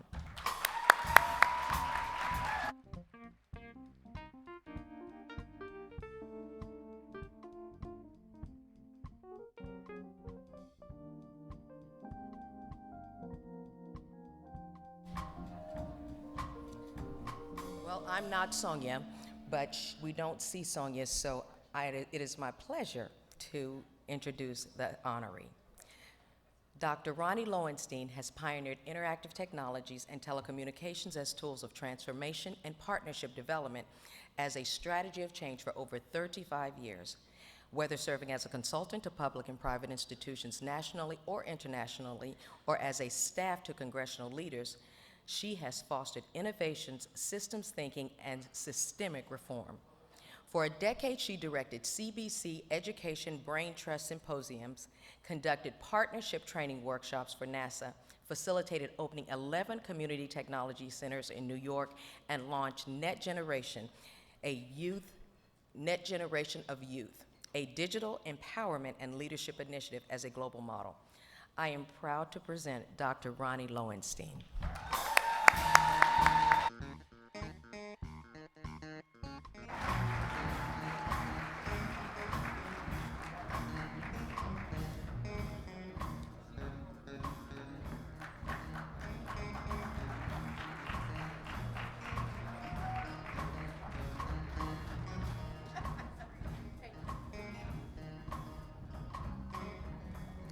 Good evening, everybody.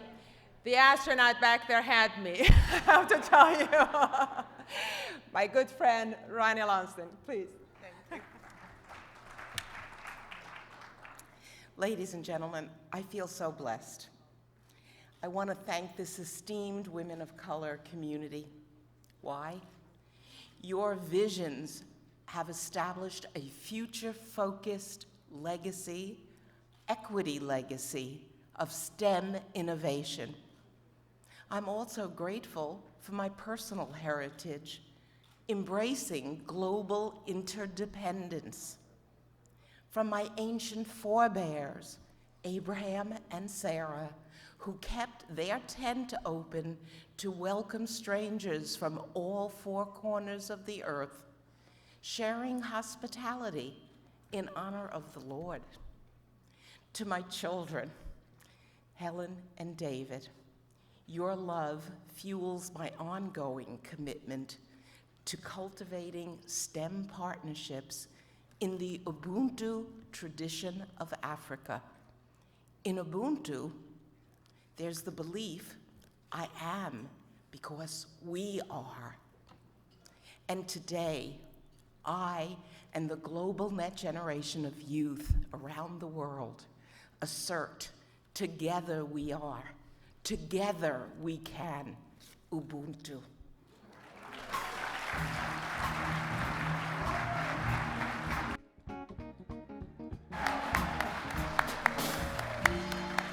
Outstanding. Thank you, Ronnie. Awesome. The Technologist of the Year Award is the pinnacle of achievement at the Women of Color Awards Gala. This 20th anniversary is an opportunity to recognize and reflect on the accomplishments of these extraordinary women. To help us, please welcome 4 of our icons in technology. The 2002 Technologist of the Year, Zilon Lee.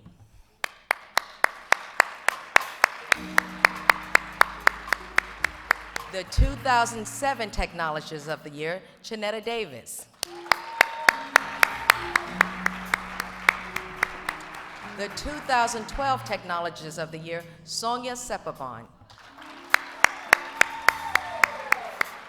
And the 2014 Technologist of the Year, Alicia Bowler Davis.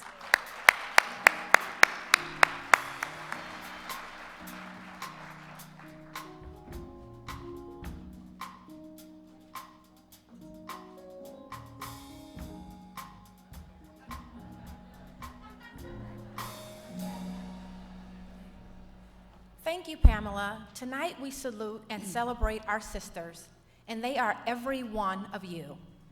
What makes this celebration so significant in our lives is that, especially early on, the Women of Color STEM Conference was one of the very few opportunities we had to be among many accomplished women of color in industry, the military, and academia, and to get recognition from an esteemed audience like this one. Over the years, it has gotten only better, with broader reach, more relevancy, greater depth, and more heart. So let's hear it for all of our sisters.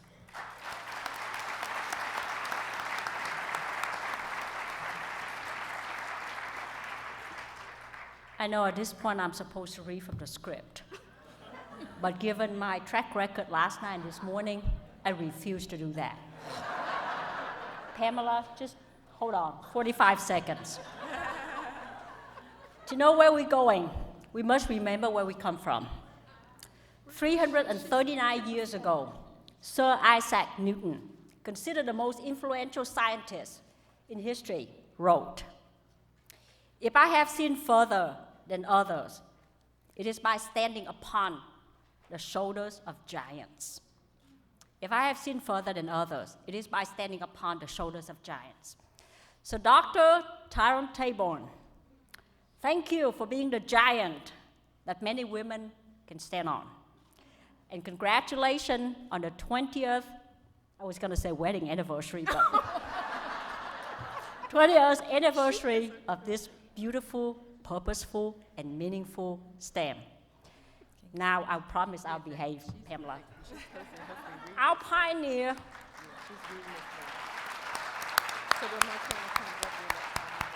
I think I like that applause. Can I start all over again? No. Our pioneer was Sherry Bellamy, the first women color technologist of the year. She was also the first African-American woman to serve as operating officer with a business unit of Bell Atlantic Corporation. She was named the president and CEO of Bell Atlantic Maryland in 1997 and went on to serve as vice president and counsel for Verizon. Stephanie Manuel Bailey earned her award for her role in developing a management system for United Nations while a partner at accounting firm PricewaterhouseCoopers, where she also built the billion-dollar management services division. Dr. Chuen Tsai, a mechanical engineer with Lockheed Martin Corporation's Missiles and Space Division, was recognized for her innovations in rocket science. One of her pivotal studies was the vortex breakdown mechanism that's critical to honing jet flight control and alleviating hazards caused by strong wakes of aircraft such as the Boeing 747. Before Margarita, Maggie Dominguez was named 2000 Technologist of the Year. Typically, she had been the only woman in her engineering classes. A trailblazer, she started the first Society of Women Engineers chapter at University of South Florida. She was also the first woman engineer in the history of TECO Energy, a Florida utility business, and ultimately became vice president. Sharita Caesar was the first African American to serve as president of the Society of Women Engineers in its 50-year history. She helped to create the technology that enabled families around the world to email, browse the web, buy and sell products, and talk on the phone, all through their television sets.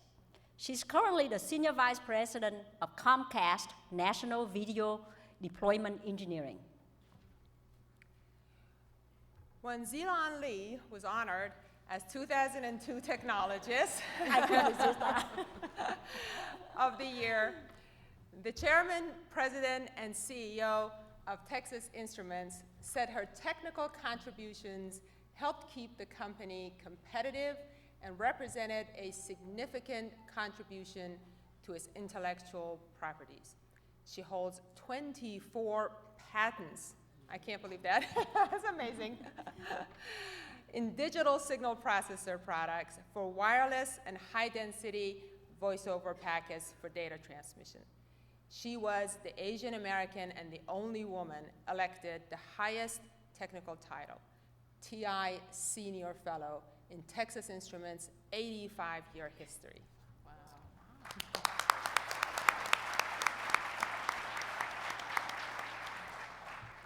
The demands of digital business brought finance and accounting manager Valerie Parrish Porter into technology. She honed her skills in mergers such as that between Compaq and Hewlett-Packard, Nextel, and Sprint, before leading the largest local exchange carrier in the United States. With her mobility issue as a result of contracting polio at the age of 2, IBM Global Services Dr. Asha Goyal engineered ways to facilitate movement. At the Indian Institute for Technology in Kanpur, she developed her own wheel transport, a moped she called Luna. I want one. Years later, as a computer scientist, she led an initiative to build an Indian counterpart to our nation's FBI, serving national and local police. Nancy Stewart was a master at harnessing computer power to manage the problems of inventory control, accounting, and progress reporting. She ran Walmart Corporation's largest system operations as Chief Technology Officer after serving as the first African-American woman executive at IBM Global Network Computing and at General Motors. Dr. Lena Echeverria was the first woman to be accepted into the geological engineering program in Columbia's largest public university. For 25 years, she was one of the foremost researchers in ceramics and applications for glass at Corning Incorporated. When she was named Technologist of the Year, she was running a research center where 75% of the products were developing technology that would change the way chemical industry works. The year Chinetta Davis was named Technologist of the Year, she became, my friend Chinetta, she became Vice President and General Manager of Operations in Northrop Grumman's Electronic Systems sector. This Johns Hopkins University-trained mechanical engineer was said to be one of the first women of color to hold this title at a Fortune 100 defense company.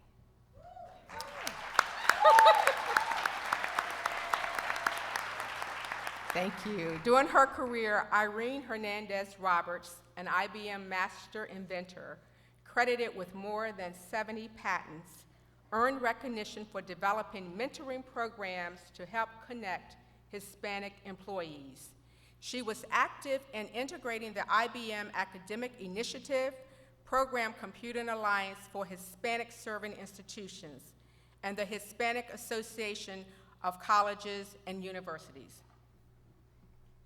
In 1995, Norma Clayton joined McDonnell Douglas.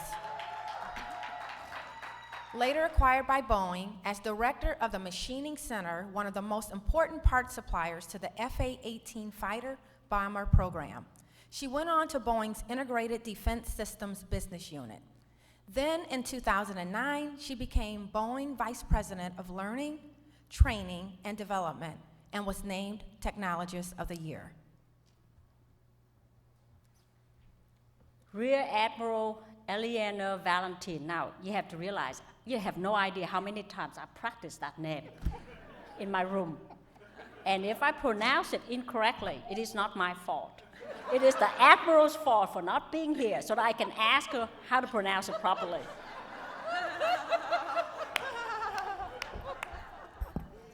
Eleanor Valentin. Thank God. Was the first woman to reach flag rank in the Navy's Medical Service Corps. Thank you.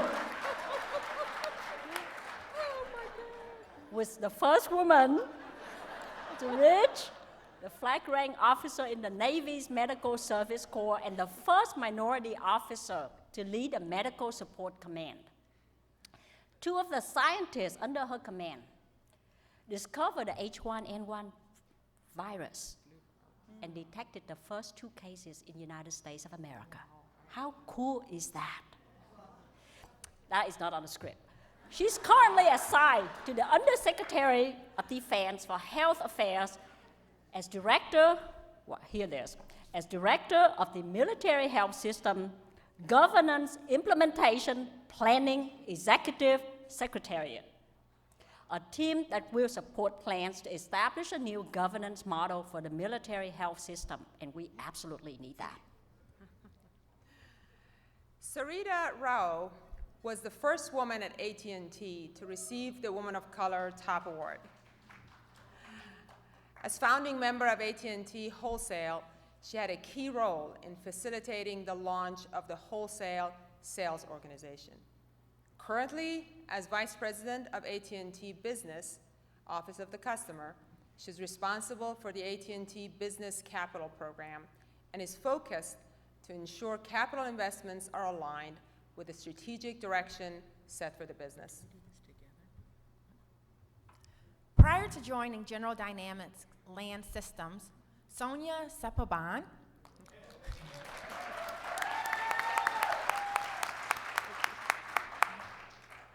worked on programs including the Space Shuttle, the International Space Station, and a lifeboat for astronauts orbiting Earth.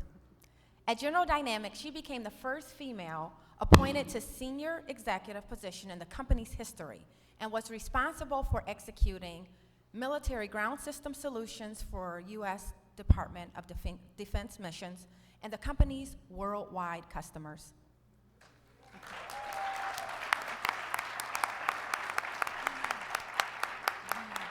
Thank you so much. It's an honor to be before you. After earning her doctorate in applied mathematics, Camille D'Annunzio performed analysis for an experiment on a NASA satellite that was the first to measure composition of a comet. And she showed the composition of solar wind as well. During her 35-year career, she continually motivated staff to develop algorithms in a step-by-step procedure for calculations in data processing. Alicia Bowler Davis.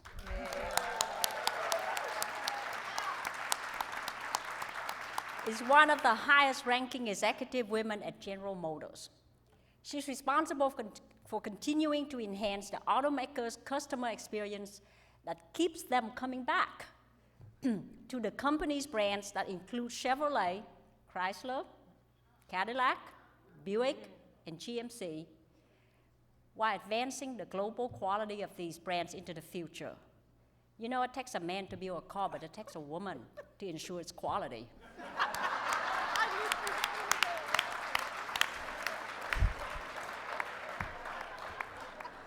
I'm sorry. I have to add something there. Women, I have to add, women build them too. Let's give our sister a round of applause.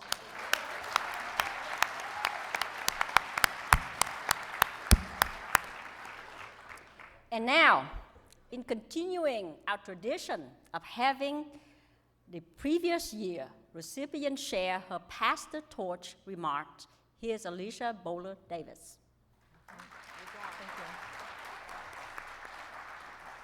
Thanks, Delon. I have to say it's really an honor to share the stage with fellow Technologists of the Year award recipients. And it's truly humbling to be here today with such amazing women. So first, I'd like to thank Ty Taborn and the Career Communications Group for their long-standing commitment to diversity. Tyrone had the vision 20 years ago to put this in place, to recognize women of color in technology. And who knew that we'd be where we are today? So thanks, Tyrone, for your vision and for leading in this effort. Let me also congratulate all of this year's award winners. You all truly deserve to be recognized. Congratulations.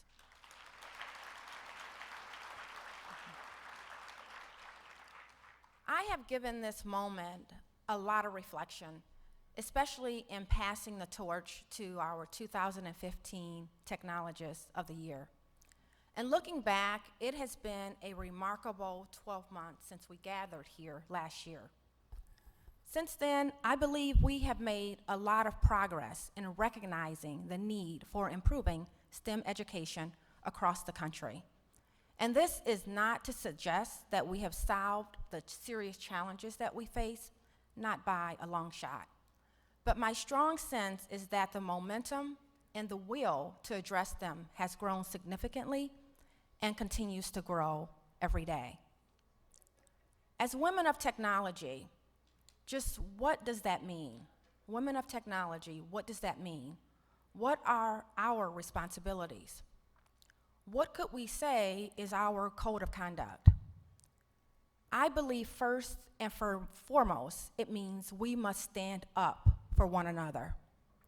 As increasingly more women enter STEM careers, they need the help, the guidance, and encouragement of those of us who are already here. Sometimes it's the little things that make the difference: a smile, a wave, or words of advice in passing, a gesture of praise, the sense that you understand, and it only takes a moment. Other times, we need to make a long-term commitment to be a mentor in the truest sense of the word. And being a mentor is not about offering tea and sympathy. More often, it's about challenging people. Being a mentor means teaching people to set clear expectations and address problems head on.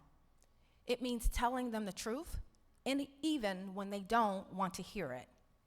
And it means helping them understand that we can all learn something from everyone.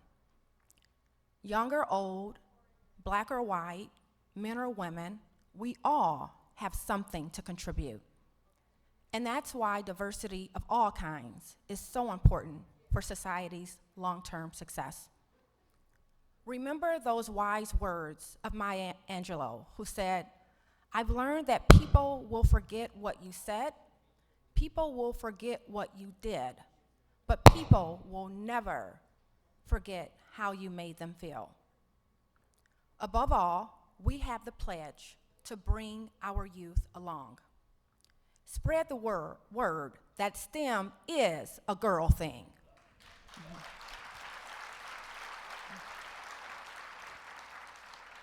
Each of us is in the position to meet and influence so many young people. Don't stand by the sidelines. Use your talents, use your power to change lives. Which brings me to another one of our responsibilities. We owe it to ourselves and to our colleagues to be genuine with each other. It just feels good. Finally, something else that I believe is very important is recognizing those who inspire us to reach higher and higher and do more. And that brings us to the naming of the 2015 Women of Color Technologists of the Year. Ladies and gentlemen, here to introduce this year's award recipient, it's our pleasure to welcome to the stage the Vice President of Gas Operations for Consumers Energy. He has the responsibility for gas transmission, distribution, and the integrity of the gas systems that the company owns for its nearly 3 million customers.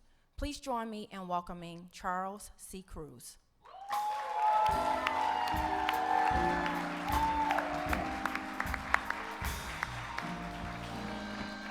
Thank you. Good evening. What a privilege and an honor it is. We have to pause for a second because this is such an important moment, and I just am humbled to have the opportunity to do this. So, Dr. Delia Grenville is a pioneering modern-day technology innovator. At Intel, she managed the data analytics for more than $9 billion worth of products. That's a billion with a B.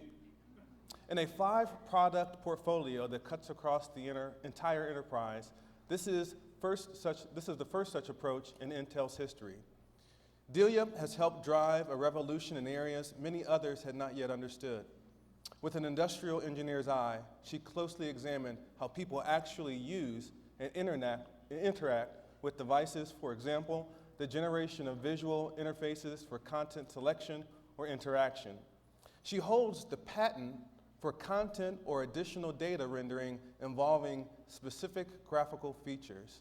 These include screen layout, special fonts or colors, blinking icons, highlights, or animations. This involves obtaining relevant content in response to metadata associated with video content being viewed on a display screen and for configuring the relevant content for display on the display screen. Now, what this means in English is that almost a decade ago, long before it was normal to see your internet with your TV remote, Delia was on innovative teams that changed the way we all would interact, with technology in the future. Delia's trademark is incorporating her management systems engineering skills to improve how enterprises can work more interactively. At Intel, she quarterbacked, on a day like today, a team that pioneered Intel's first ever consumer experience enabling program using a collaborative research model that on first effort generated more than 1 million units sold and 20 million in revenue. She also developed a cross-company user experience community of practice that grew to 1,200 people in less than a year. Ladies and gentlemen, please join me in presenting a true engineering and managerial change agent, the 2015 Technologist of the Year, Dr. Delia Grenville.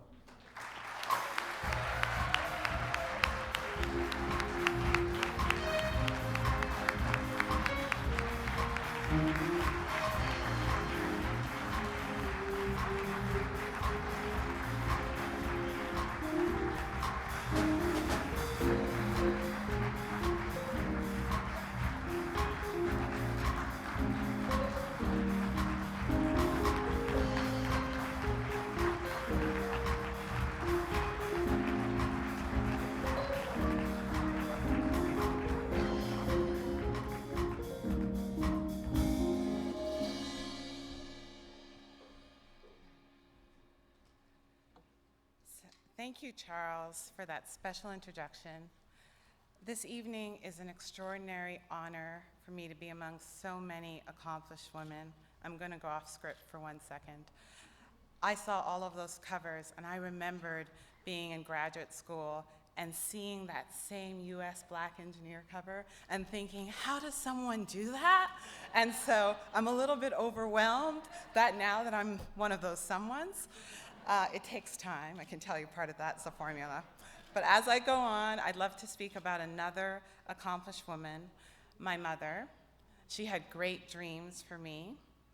My mom used to take the bus to work, and each day she would pass one of Canada's oldest all-girls schools. While she was pregnant with me, she told herself that if the baby was a girl, she would go there, and she would name me Cordelia. My dad was very savvy and reasoned with my mother through the OBGYN to drop the core, and my name just became Delia. He has always been that voice of reason, a quiet negotiator. And that's how my journey to being an engineer, a scientist, a wife, and a mother of two began. With their encouragement, I grew up in a small town outside of Montreal with big ideas and big dreams. I finished elementary school a year early and was on my way to what my mom had dreamt about. By this age, I played piano, I spoke French and English, danced ballet, and loved new sports such as gymnastics and familiar ones like skiing. In grade 9, my school held a career day, and I was good at science and math, but I knew I didn't want to be a doctor.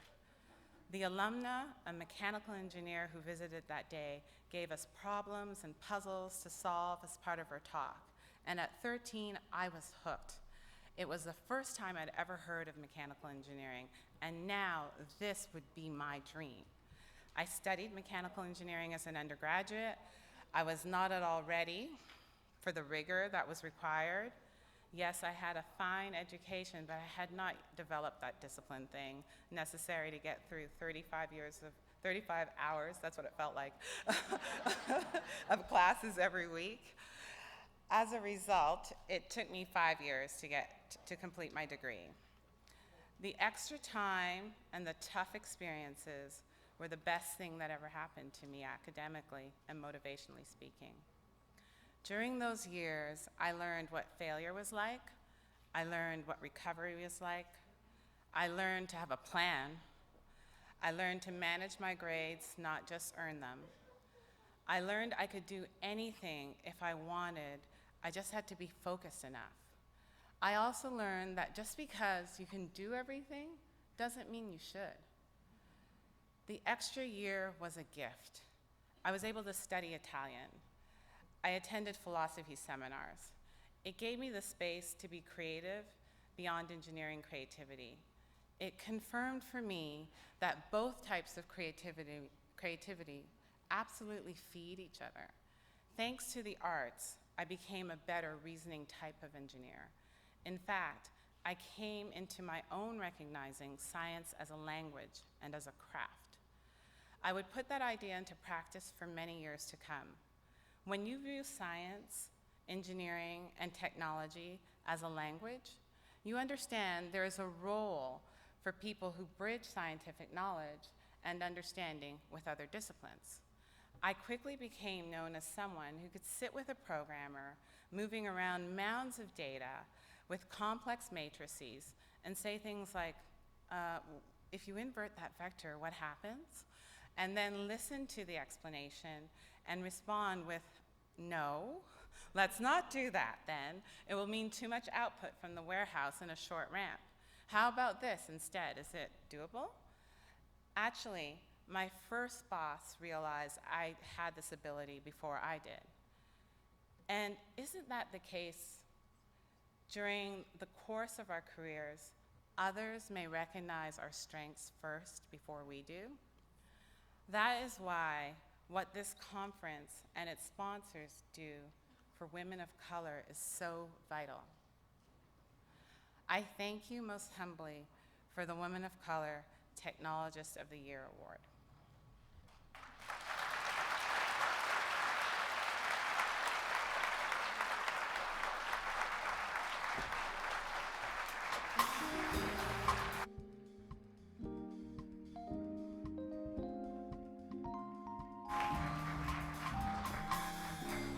Congratulations again, Dr. Grenville. Well, it has been a wonderful evening, and we are done. But we want to say thank you so much for being here. And a couple of things. We want to light up social media. Hashtag STEM is a girl thing. Take pictures, post, let's let everyone know. And we also want to say very quickly that we will see you here next year for the 21st on October 13th through the 15th, 2016. And before I tell you about the after party, we've mentioned Dr. T and Jean a lot tonight. And I want to say thank you for 20 years of inspiration, motivation, and celebration, for giving us a platform where so many of us would never be recognized. And I think it's totally appropriate that we stand and give you all both a roaring round of applause.